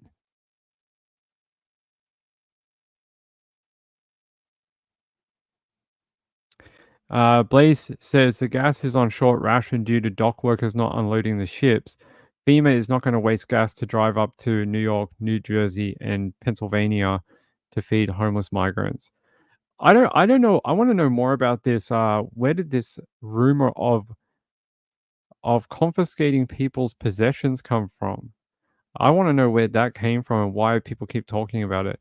Maybe I can do some research and find out like where is this coming from, and does anyone have any hard truth that this has happened to someone? Because what ends up happening, it's like a game of telephone. So one person may have got stopped by a FEMA person, right? And they were told, "Hey, turn around. This place is, dangerous or something." And then they turn around, they go home, and then they tell Uncle Johnny, "Johnny, hey, we ran into FEMA and they stopped us and they controlling the area." And then Uncle Johnny tells Uncle Mark, and Mark says, "Oh, our cousin, he was stopped by FEMA and they took his truck and they marched him out and he had to walk 80 miles home." And then it sort of gets like that, except we're working on Twitter. I hear Morning says dock workers area and then Uncle Johnny are working until January 15th if they don't have an agreement. Okay, I don't know what that means. Chinese, yeah, we can't use that word anymore though. I don't think so. I think we have to call it the telephone game now. In America, that's what they call. In Australia, we called it the same as you. That particular phrase. But in America, they call it the telephone game, right? It's called the telephone game. I'm pretty sure. I hate mornings. Yeah. I don't know. You know what I care about? I care about people getting back on their feet. I care about people being able to rebuild. And I want to see funding go to those people to be able to rebuild their homes or rebuild their towns and get the pipes put back in and fresh water and stuff. That's what I care about.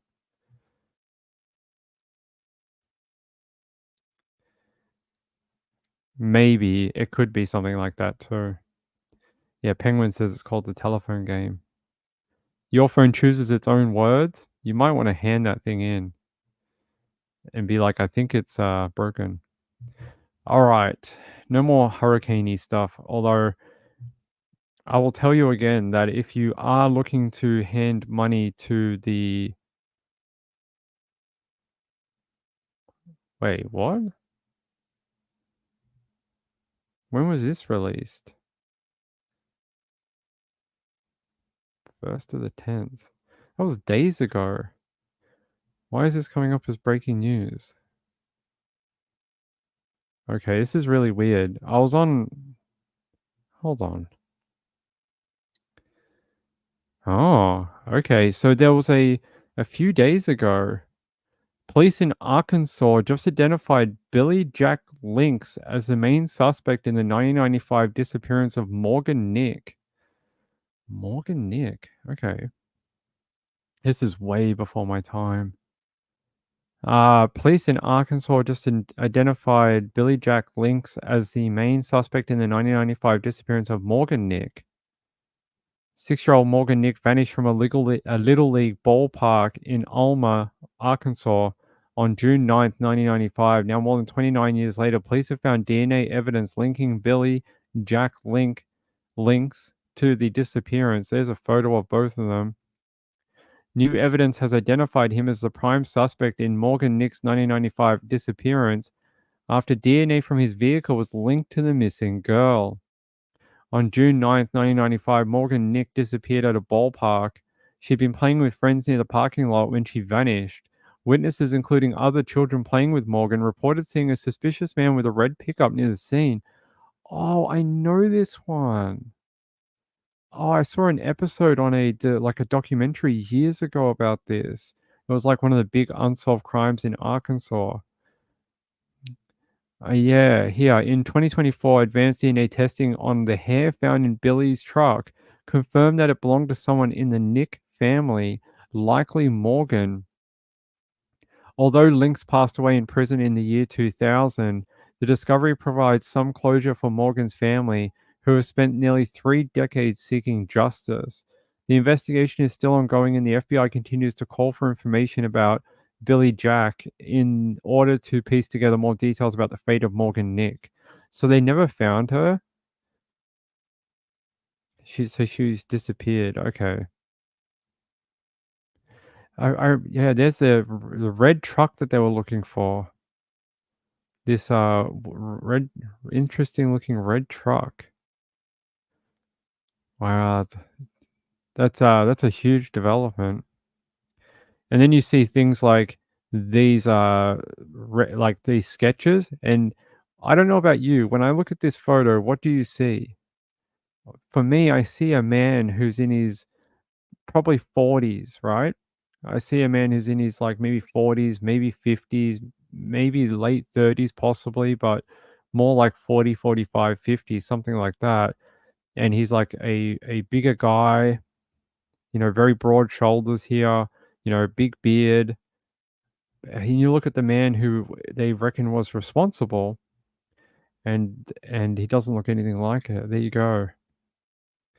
Even with a big beard, this is an elderly gentleman. How old was he at the time? Let's have a look. Morgan Nick Lynx. Billy Jack Lynx. How old was this guy?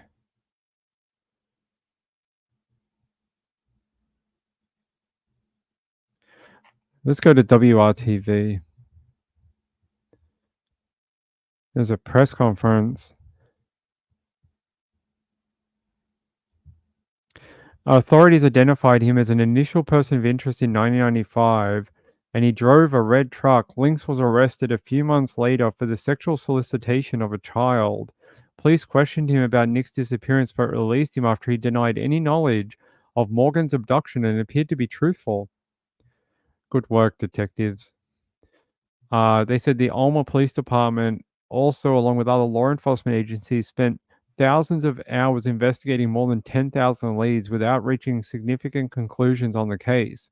It wasn't until 2019 that the police department began a review of the early stages of the investigation. Authorities were able to locate the red truck owned by him at the time of Nick's disappearance, which had been sold several times over the years. The current owners of the vehicle allowed detectives to conduct an in-depth examination of the truck, and the results of forensic tests indicated that hair evidence submitted for analysis belonged to Morgan Nick's mother, Colleen, or one of Colleen's siblings or children. Physical evidence collected from the truck that the Lynx owned when Morgan was abducted strongly indicated that Morgan had been in the truck. Wow. You think of that, right? That truck, like they said, had been sold several times over the years. And yet, even though it had been, they were still able to find some DNA evidence that she had been in that truck. That is so interesting.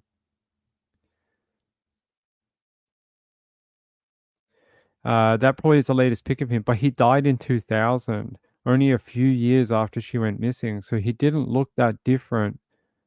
It's not like he aged 35 years in 4 years. 78? Yeah, he looks like an older dude. It's really interesting. Cakespoo, hey, my sweet friend, how are you? You're my sweet friend because your name is Cakespoo, which means you're made out of cake. Blaze says, I thought they would never catch him. Yeah, that's really interesting. I remember they did a documentary on it, and the whole documentary was like a reenactment of the ballpark with the car park and what happened. And there was apparently some children that saw the truck or Morgan with the guy or something like that, but they weren't able to fully ID her or something like that. Or they were playing and they were with Morgan, and then they did something else, and when they turned around, she was gone. I can't remember which one it is, but it was a pretty good documentary. I watched that years and years ago. Yeah, let's have a look. Let's see if we can find a prison photo of this guy. Let's see. Morgan. No, that's the girl. What's his name? What's his pedophile's name? Oh, we're gonna get demonetized now. Let's see.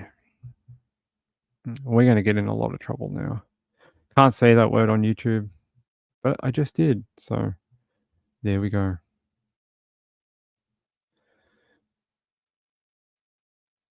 Looks like they've only ever released like one photo of him. Yeah, but there is like a little poster from Facebook. It's not a very good poster. says info wanted on Morgan Nick investigation. Billy Jack Link, born and raised in Crawford County, lived in Van Buren as an adult, died in prison in 2000, tried to abduct a girl in Van Buren 2 months after the disappearance of Morgan. FBI wants to talk to anyone who knew him. Call 1-800-CALL-FBI if you had any involvement or any run-ins with him at all. Let me see if I can get a better poster of that. No. Very interesting.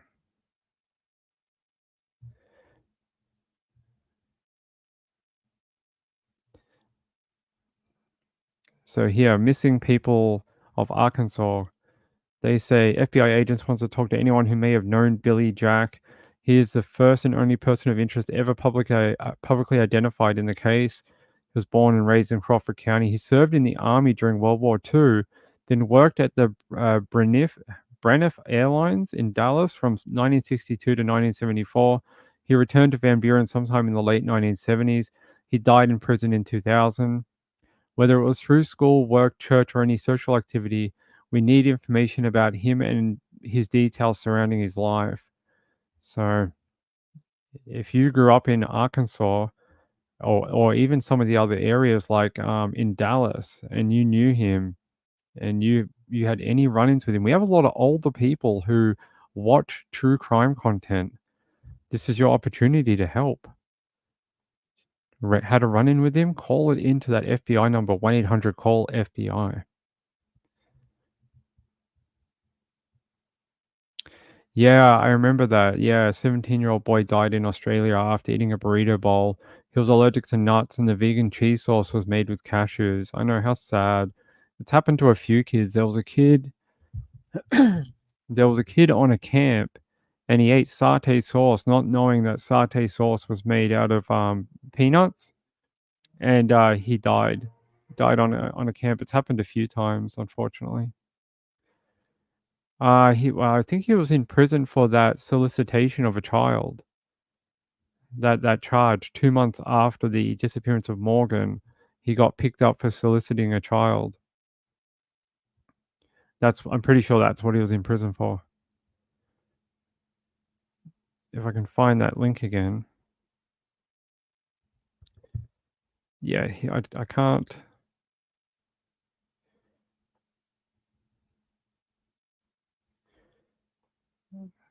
I'm just trying to see if I can find here. This is very interesting. Hold on, give me 1 second. Yep, there we go. So they said when they searched that vehicle, right, in doing so, they produced several vacuum canisters containing various forms of matter, including hair from the vehicle. Additionally, the search team discovered spots of blood on one of the truck's seats and blue-green fibers matching the description of the girl's scout shirt that Morgan Nick was wearing when she disappeared. Ah, it's very interesting. In November 2021, the Federal Bureau of Investigation officially named him as a suspect in Morgan Nick's disappearance. While the authorities had not tested the blood, hair, or other items in the truck yet, they did have convincing evidence that he was a violent predator. According to the FBI, he was arrested 2 months after Morgan's disappearance for attempting to kidnap a young girl in Van Buren, Arkansas. The 11-year-old said she was walking with her brothers when a red truck pulled up beside them. The man inside began making sexual comments to the girl, offered her money, and asked her to get in his truck. Thankfully, the young girl ran away and called police. A witness at the scene provided police with the truck's license plate number, linking it to Billy Jack Links. After sending the physical evidence to Othram Labs in 2023, the police received a notification on September 27, 2024, that the hair in Billy Jack Link's car belonged to someone from the Nick family. An interview with the family revealed that no one knew him, strengthening the likelihood that the hair belonged to Morgan. Well done, web sleuths. Well done. There's a photo of her, according to the paper. Oh, you guys are on the wrong page. Ping. Come on. Come on, you got to show people the correct stuff, Ping. Let me switch to that photo for you. We have too many links open again. Too many links open and Ping can't find what he wants. Hold on, let me close a couple of these links down. So it makes it easier for me to go back to where I was. Actually, where are we? I'm trying to find the link I just had that I was reading from so I could show it to you. No? Ah, here. See, this is what happens when you have 50 links open. It's so hard to find them. There's Morgan. They say while the Nick family will not likely have a day in court, they are happy that the case is progressing and they are learning more about what happened to their loved one. They say here, he stole Morgan from me. He stole her from her dad, and he stole her from Logan and Taryn. But he didn't see that he could never win because our love for Morgan, her memory, and her voice outlasted his life. That love continues to shine, according to Colleen. Her heart, Morgan's heart, shines on. It's true. Still talking about it 30 years later. Still trying to find answers for the little girl. Still trying to bring her home. I hope they find her one day. She can't be too far away. There's no way she's too far away from the area. She's somewhere around there. Very interesting. If I remember, I wish I could remember the documentary. It was a good documentary. Probably a bit out of date now that they've figured out it was him.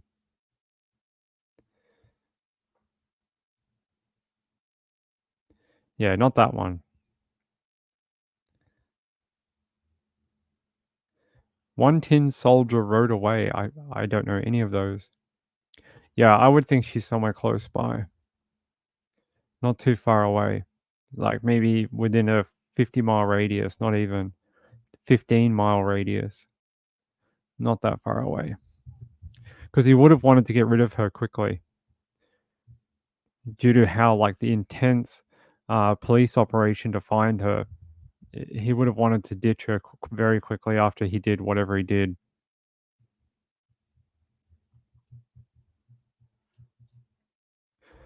All right, let me go through here and then I'm going to get out of here for the night.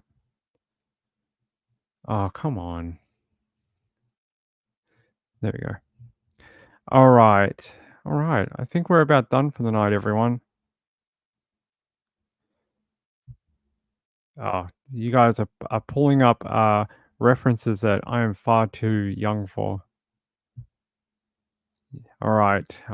Since everyone has lost interest, let's get out of here for the night. Let's get out of here so I can go eat breakfast. I didn't eat breakfast, nothing. I woke up and I got on here because Trish told me that she was unable to do her show tonight. Yeah, I wasn't born yet. Yeah, so she sent me an email saying that she was unable to do her 10:30 show and said that could I jump on and do it for you. So I was like, yeah, I don't know what time it is or what year it is, but sure, I can help you out. I don't even know what time it is in America right now. Where we went an hour back. No, an hour forward. It's 2:30. We would normally start our late show like right now. Right? Or like half an hour ago. I'm getting so confused. Yeah, I'm starving. My stomach goes mental. Yeah, we'll be back tomorrow. Tomorrow Trish is not doing a show, but the 49ers are on tomorrow. So, what is it? 9:44 in Arizona? See, the time zones are screwing me up. Hold on, let me see if we got a police chase on.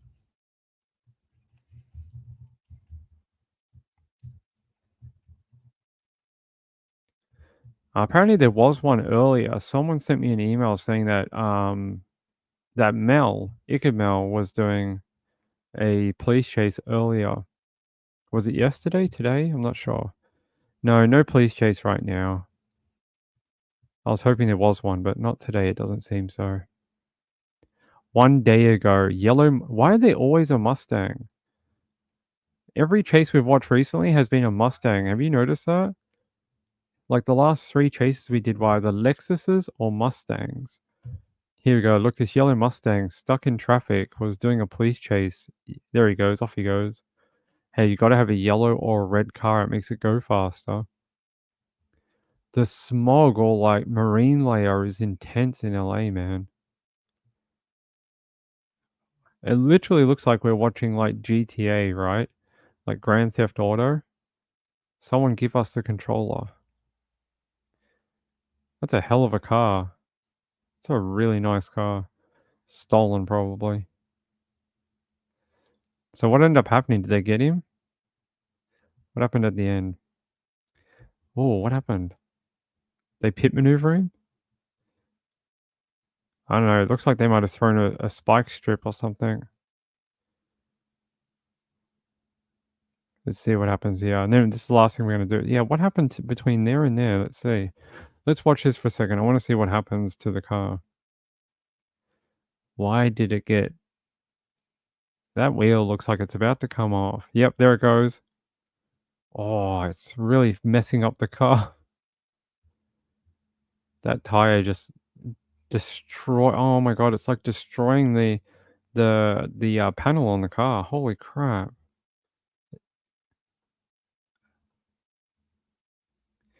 That car is completely messed up. It's interesting the things you see happen in these police chases, like how desperate people are to get away and what they're willing to destroy to do such a thing. If this is a stolen vehicle, that poor car owner, that car's going to be so messed up.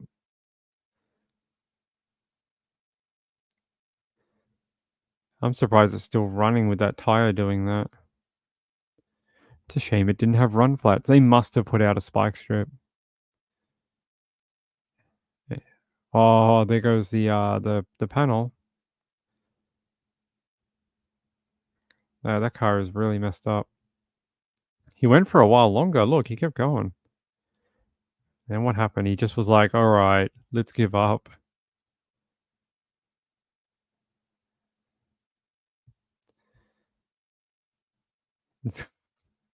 They're like, all right.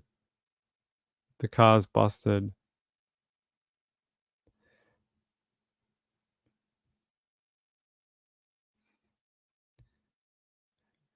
And they're in custody. I like how desperate the cop was. He's like, quick, he might resist.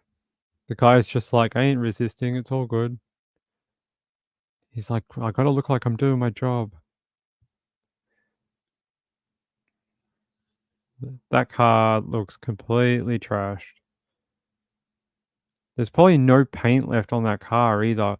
From that tire constantly doing like revisions around the wheel like that and constantly touching the paint, it's probably down to the bare metal. And that guy has one shoe and a different shoe. Sounds like for some reason he's got one yellow shoe, one white shoe. Maybe he stole a left shoe and a right shoe. Jeez. Yeah, the poor Mustang's busted.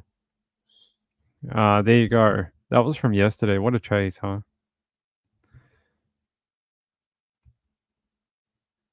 Eleanor? I love that movie.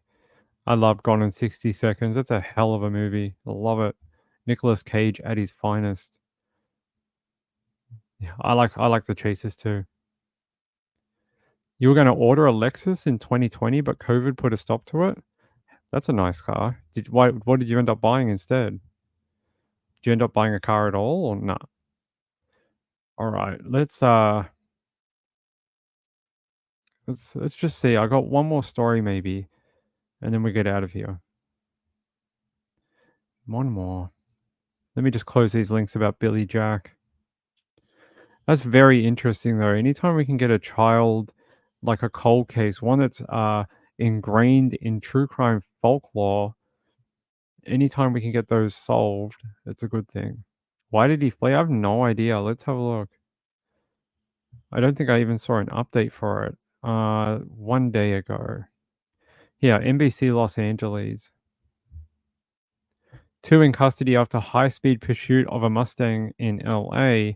They say authorities were called to a theft in progress at a Target in Camarillo in Ventura.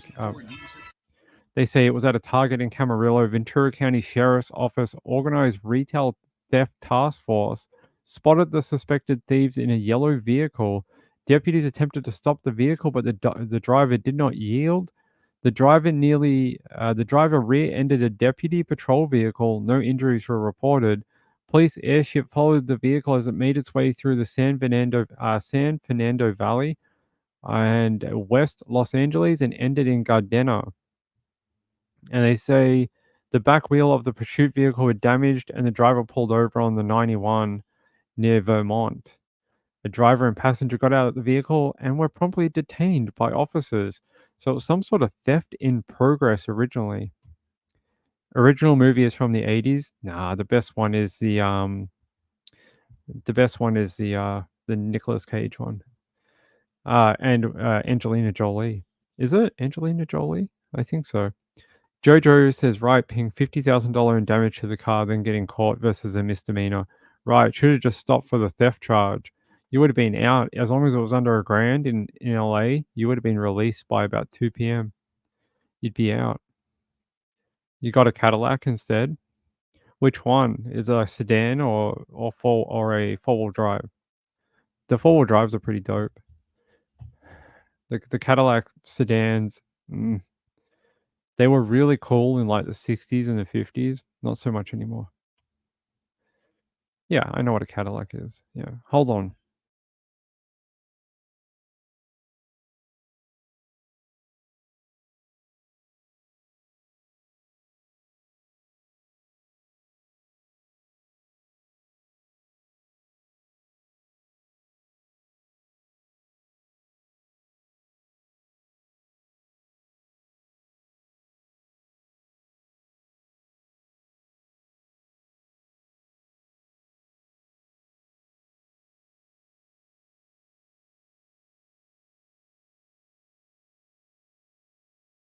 Sorry, I drink some of my more mysterious blue liquid. There's not much left anymore. The stuff's pretty good though.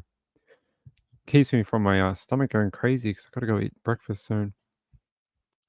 Sean says my brother has a 60s Cadillac. If it's an Australian, like our version one, it's probably worth an absolute fortune. Those ones in Australia, just not many of them. There's not many of them left anymore. All the ones that are around have already been like restored and worth a lot of money. Finding a beta now is almost impossible. You just don't find them anymore in Australia. In America you do, here not so much. It was really nice, but went back to a Ford F-150. If I could afford a Ford F-150, I would buy one. I love the F-150, and they sell them here now in Australia. I love them. The F-150 is a hell of a car. I like the Raptor too. The Raptors, what a monster of a car that is. A Ford Custom Line, one of the old ones, like the 70s one, or the earlier one. The 70s ones are pretty cool actually. All right. Let's see if we got one more story for you, for your night, for your Saturday night. All right, let's see. I don't think we had any more stories about Jessica Barnes. I think we're done with that. Wait, did we have someone due in court today? I don't know. Did we? Hold on. Let me check something.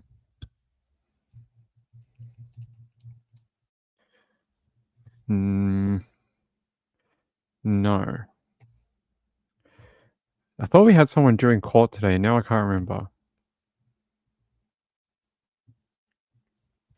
Oh, she has the 60s one. Okay. You have a 250? Whoa. Those are so expensive. Oh, wait. Is it a new one? The new 250 is so expensive. Jojo says, I almost bought one. Instead, I bought a Kia Sorento. They're a fine car. I mean, they're not a Ford or they're not a Cadillac or whatever, but they're fine. They're not a bad car. Like, I like the RAV4s, the old RAV4s. I know a lot of people don't, but I like them. They're like a great all-round little four-wheel drivey thing, and they don't tend to break. All right. All right, we did that. We did that one. We did that one, and we did the one yesterday. About the guy who died after a Tinder date, Justy Stillwell. We did that the other day. Maybe it was Justy that we were hoping. Oh, okay. This is very interesting. Here, there's a new video about Justy Stillwell and how police found out about who his murderer was. Let's watch this. In other news tonight, friends concerned helped Bay City police make an arrest in a murder case that horrified the community. It was last Friday when Robert Tweedley was charged with killing and dismembering Justy Stillwell. And today we are learning new brutal details. Terry, the friend of Justy Stillwell gave police some really valuable information. He did. After Justy Stillwell's body parts were found in Bay City, a friend of Stillwell's contacted police saying he had been in touch with Justy on the night of September 14th. And court papers indicate that's the night Stillwell died. How could this happen? That question has gripped Bay City and mid-Michigan ever since Justy Stillwell's body parts were discovered along the shoreline of the Saginaw River near a boat launch on September 18th. More body parts were found in that same area. Stillwell was reported missing by his family earlier that day as he hadn't shown up for his job at Handy Middle School. After the body parts were discovered, Bay City detectives got a call from a friend of Stillwell's. The man told police that Stillwell messaged him at around 6 or 7 on Saturday, September 14th. Stillwell said he was going to another friend's house. The man also told detectives that Stillwell used the dating app Grindr. Users can see where other users are located, and the friend said he could see Stillwell was in proximity of another user with the handle Bored.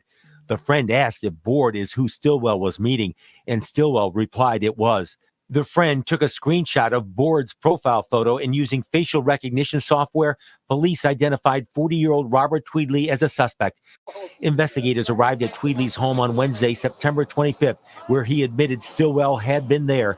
We've reported in the past that there was a dispute of some type, and Tweedley pushed Stillwell down the stairs to the basement where he strangled him. Tweedley had difficulty getting Stillwell's body up the stairs, so he went to the Bangor Township Walmart to buy rope to pull the body upstairs. But when that didn't work, Tweedley went back to the store to buy an axe. Tweedley told police he dismembered Stillwell's body and dumped the remains in 2 different locations. He remains in jail on a $1 million bond. I did speak with the Tweedley's attorney, Jim Piazza, today. He said he has talked with his client, but at this time does not want to comment further. A pre-exam conference with Tweedley is scheduled next week. There are so many. So, hopefully we'll know more about that coming up in the next couple of weeks. Very sad story. Sounded like a guy just trying to find some you know, love and attention and some hookup or something, and it all went wrong for him, unfortunately. He tried to expand his comfort zone by going on a dating app, and it ended up costing him his life. I think that is very tragic for someone who, from all accounts, was a lovely person. So many people turned out to his for his accused court appearance because he was so well loved in town. Let me see. So my friend Evil Alaska wanted me to show you this story, and where is it? Down here. She wanted me to show you this. I can't play this video, unfortunately, because it's not my video. But I will tell you that Travis Mullis, is that how you say his last name? Yes, Mullis. He was executed the other day on his DP sentence, and he waived his right to appeal any further, outcomes on his sentence. Here's a photo of him. I did watch that video from this channel. This channel is called Death Row and Executions. They follow death row stuff. So if you're interested in that, you can subscribe to their channel. And it says here in Huntsville, Texas, a Texas man who waived his right to appeal his death sentence received a lethal injection Tuesday evening for killing his 3-month-old son 16 years ago, one of 5 executions scheduled within a week's time in the US. So I did some research on this. If all these executions go ahead from, I think it's last week to the end of next week, it'll be the busiest year since 2003 for executions across the United States. It'll be the most executions taken place in a single year in almost 21 years or something like that. It'll be crazy. They will have cleared out a whole bunch of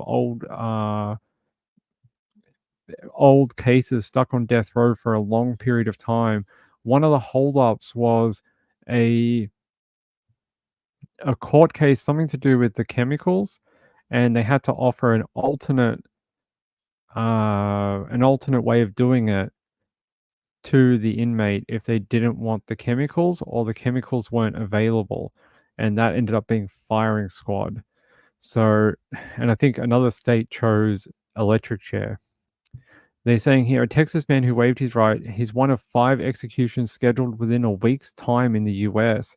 Travis Mullis, 38, was pronounced dead at 7:01 p.m. Central Daylight Time? Central Daylight Time? Following the injection at the state penitentiary in Huntsville, he was condemned for stomping to death his son Elijah? Yeah, in January 2008. He says, "I'd like to thank everyone that accepted me for the man I became during my best and worst moments," and said his spiritual advisor offered a brief prayer over him. He also thanked prison officials and staff for changes made across the system that allowed even the men on death row to show it's possible to be rehabilitated and not deemed a threat, and not the men that we were when we came into this system. He added that while he took legal steps to expedite the process to include assisted S-word, I don't regret this decision to legally expedite the process. I do regret the decision to take the life of my son. He apologized to his son's mother and to her family and said he had no ill will towards anyone involved in the punishment. It was my decision that put me here. The execution was delayed about 20 minutes while technicians worked to find a suitable vein. One needle carrying the lethal dose of the sedative was inserted in his right arm. The usual procedure, a second needle rather than entering the left arm, was inserted in his left foot. He closed his eyes as the drugs began to take effect and took 7 barely audible breaths before his breathing abruptly stopped. He was pronounced dead 20 minutes later. He was the 4th inmate to be put to death this year in Texas, the nation's busiest capital punishment state. Another execution was carried out Tuesday evening in Missouri, and executions were also scheduled to take place Thursday in Oklahoma and Alabama. South Carolina conducted an execution on Friday. Authorities said Mullis, then 21, living in Brazoria County, drove to nearby Galveston with his son after fighting with his girlfriend. Mullis parked his car and essayed his son. After the infant began to cry uncontrollably, he began strangling the child before taking him out of the car and stomping on his head. The infant's body was later found on the roadside. He had fled the state but was later arrested after surrendering to police in Philadelphia. His execution proceeded after one of his attorneys, Sean Nolan, said Tuesday afternoon that he planned no late appeals in a bid to spare the inmate's life. Nolan also said in a statement that Texas would be executing a redeemed man who has always accepted responsibility for committing an awful crime. Well, if that's true, then he just has to accept his sentence. And you mess around in a state that has this as a punishment, you get what you're given. You know what I mean? There is no redeeming under these circumstances. You can be a redeemed person, but your sentence will still be carried out. It says here, since his conviction in 2011, Mullis has long been at odds with his various attorneys over whether to appeal his case. At times, Mullis has asked that his appeal be waived, only later to change his mind. The U.S. Supreme Court has prohibited the application of the DP for the intellectually disabled, but not for people with serious mental illness. If the scheduled executions in Alabama and Oklahoma are carried out as planned, it will mark the first time in more than 20 years since July 2003 that 5 were held in 7 days, according to the nonprofit DP Information Center. which which takes no position on CP, not the other CP, but this CP, but has criticized the way states carry out the sentences. The first took place Friday when South Carolina put inmate Freddie Owens to death. Also Tuesday, Marcellus Williams was executed in Missouri, and Thursday executions are scheduled for Alan Miller in Alabama and Emmanuel Littlejohn in Oklahoma. Let me see if they were actually carried out. Let's look at Alan Miller. Yes, he was executed. Emmanuel Littlejohn in Oklahoma. He was executed. So those other executions were carried out. This was officially the, this was officially the busiest period of time in 20 years.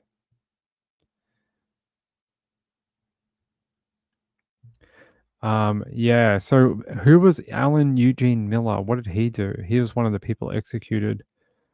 Go away. He was executed by nitrogen hypoxia at the Holman Correction Facility at Atmore, Alabama. Nitrogen hypoxia. It's a suffocation via inhalation of nitrogen, right? He was pronounced dead at 6:38 p.m. local time. For his last meal, he had a hamburger steak, a baked potato, and french fries. His final words were, "I didn't do anything to be in here." Interesting. It marked the second time that Alabama executed a condemned inmate using nitrogen hypoxia following the execution of Kenneth Eugene Smith in January 2024. According to witness Lauren Gill, Miller visibly struggled for roughly 2 minutes, shaking and pulling at his restraints, and then he spent the next 5 to 6 minutes intermittently gasping for air. Alabama Corrections Commissioner John Q. Ham said the shaking movements were anticipated. Just like in Kenneth Eugene Smith, we talked about there was going to be involuntary body movements as the body is depleted of oxygen. So that was nothing we did not expect. Explaining the nitrogen gas flowed for 15 minutes. Everything went according to plan and according to our protocol. That's interesting. Does Oklahoma, is this Oklahoma? Or no, Alabama. Does Alabama not use the injection? I feel like if that was me, I'd ask for the injection. That seems so really hard. Like that's seems like an awful death, right? Maybe some people really like that because it means they struggled in their last moments just like their victims. But wow, that doesn't sound like a fun time. Let me see about this. Alabama.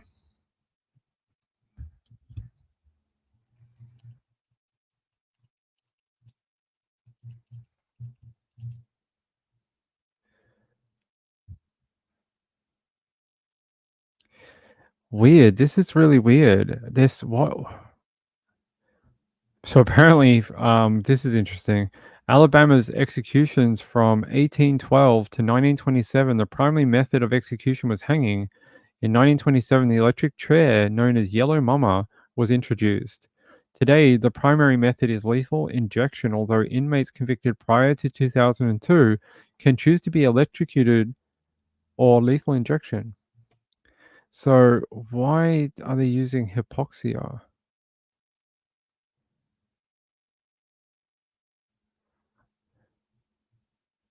Trying to figure out why they're using hypoxia.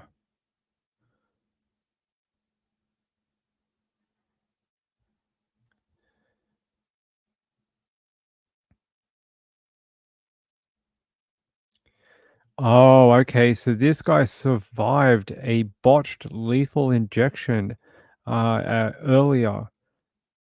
In 2022, he survived a botched lethal injection execution and survived, and would be the second person in US history killed by nitrogen hypoxia.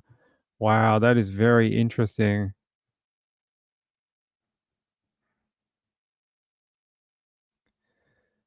Wow, that is, yeah, very, very interesting. That would be, I don't know which would be worse. It's not a gas chamber, I think. I think they put a mask on. I think they strap a mask onto your face, and you get force fed nitrogen. I don't think it's a room. I think it's a mask. Yeah, Yellow Mama is the name of the chair that they used to have. Let's see if they have a photo of it. Yeah, the electric chair known as Yellow Mama. Is it still there? Oh my god, it is bright yellow. Yeah, I'm going to show you a photo of it. It really was bright yellow. This was the old electric chair at Holman Prison in Altmore. This is the Yellow Mama.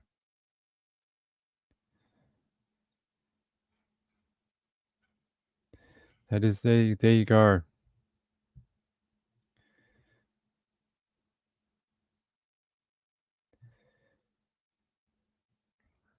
No, it's not very humane, is it? But it sounds like he opted for that because of what happened already with his botched injection. So he didn't want to do that anymore because he was probably scared. Man, that's a really hard thing to happen, eh? You already get sentenced to death.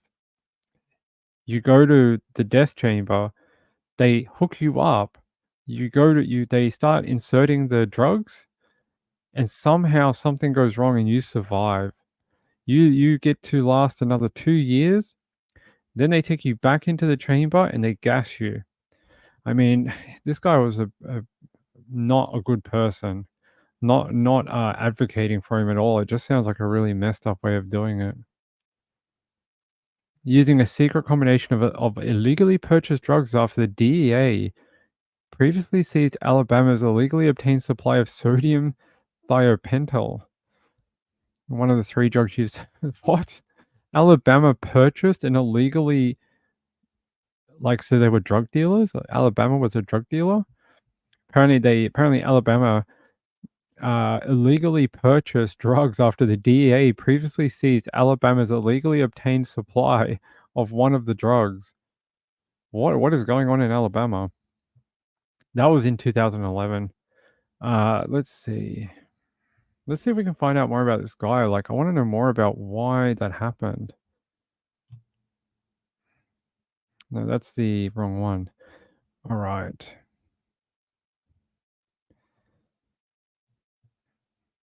Yeah. So it says here, yeah, he died by that. His execution was the 1600. He was a 1600 execution in the United States since the resumption of execution. Oh, my stomach. Jeez. Sorry about that. I don't want you guys to hear that. Sorry, that was really bad. I should probably get out of here and eat soon. That was horrible. I do not want to be like other creators who do that. This says here, since the resumption of executions in 1976, he was the fifth of 5 inmates to be executed across the United States in the span of 1 week. Yeah, we know that. Hypoxia. That sounds brutal, especially the whole involuntary movements and grasping at the chains. I don't like that. Yeah, they really wanted to get rid of him. Oh, good. Thank God. I'm glad you couldn't hear that. That was bad. Kathy Lynch says, did he have injuries from the botch one? I don't know. I mean, I'm guessing he would have had to have some serious repercussions because they basically gave him some really nasty chemicals in the vein. Here, let me see if I can find one thing about his original execution, and then we're going to get out of here so I can go eat. Actually, here's a little video for you, and then I'm going to go grab something to eat very quickly. Alan Eugene Miller was convicted in the workplace shooting rampage that killed 3 people in 1999. It happened here in Pelham. Here's a look at the scene from that day. Miller was a delivery truck driver at the time. Prosecutors said that Miller killed Lee Holdbrooks and Scott Yancey at one business, then drove to another location and shot Terry Jarvis. That scene and the details leaving people in the area shocked. Very surprised. You don't expect anything like this normally down here. Miller was pulled over and arrested later that day. Miller stayed behind bars while the case made its way through the legal system. The interest of the state was that he not be allowed the opportunity to make a bond. As the case was presented in the courtroom, testimony indicated that Miller was delusional and believed his coworkers were spreading rumors about him, including that he was gay. A defense psychiatrist hired for the trial found that Miller suffered severe mental illness, according to court documents. But it was said that Miller's condition wasn't bad enough to use as a basis for an insanity defense under state law. Jurors convicted Miller after 20 minutes of deliberation and then recommended a death sentence, which a judge imposed. The death row inmate's execution date is now September 26th. This will be the second attempt to carry out Miller's execution. The Alabama Department of Corrections attempted to put Miller to death 2 years ago. Officials called off the lethal injection after the execution team wasn't able to connect the intravenous line. The state faced a midnight deadline to get the execution underway before the death warrant expired. Now the method being used will be nitrogen hypoxia. The method was used for the first time in January in another Alabama execution.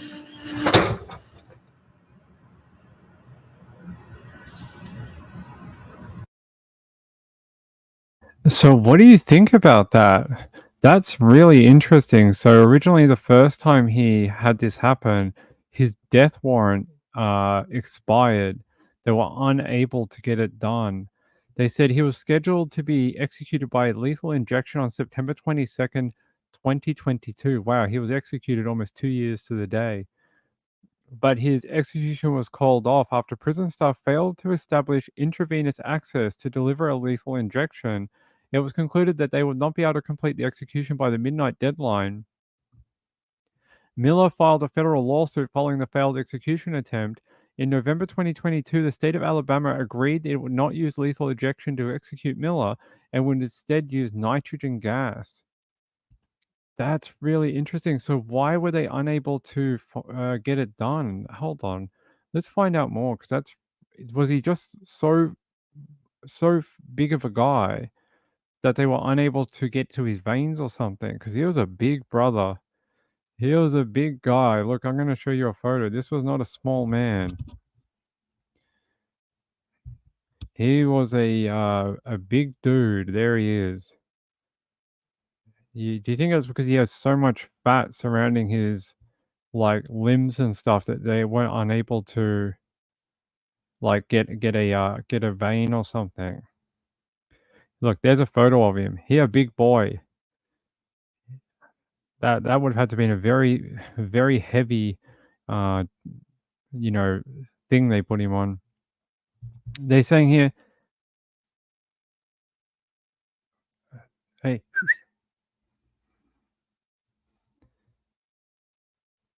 hold on, I'll fix it in a second. They said Alabama schedules nitrous injection for the inmate. Yeah. Hold on, guys. I have to tell Mrs. Ping.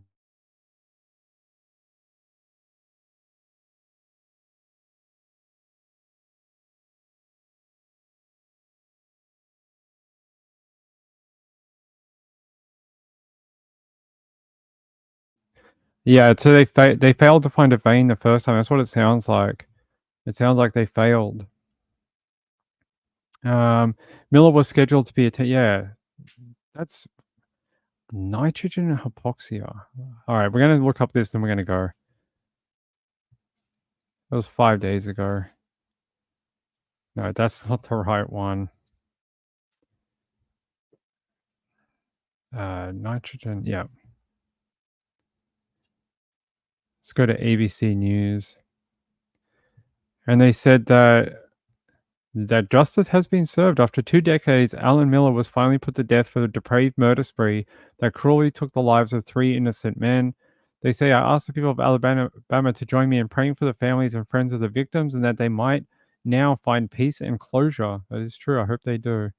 Miller was initially sentenced to be executed in September 2022 via lethal injection, but it was called off after officials had trouble inserting an intravenous line to administer the fatal drugs and were concerned they were not able to do so before the death warrant expired. Prior to the botched execution, the state had considered carrying out the death sentence via nitrogen hypoxia, and they did eventually do that. It comes after Alabama became the first state to execute a prisoner, Kenneth Eugene Smith, by nitrogen gas in January this year. The protocol in Alabama calls for an inmate to be strapped to a gurney fitted with a mask and a breathing tube. The mask is meant to administer 100% pure nitrogen, depriving the person of oxygen until they die. About 78% of the air that humans breathe is made up of nitrogen gas, which may lead people to believe that nitrogen is not harmful, according to the safety board. However, when an environment contains too much nitrogen and the concentration of oxygen becomes too low, the body organs which need oxygen to function begin shutting down and a person dies. There you go. There you go. Very crazy.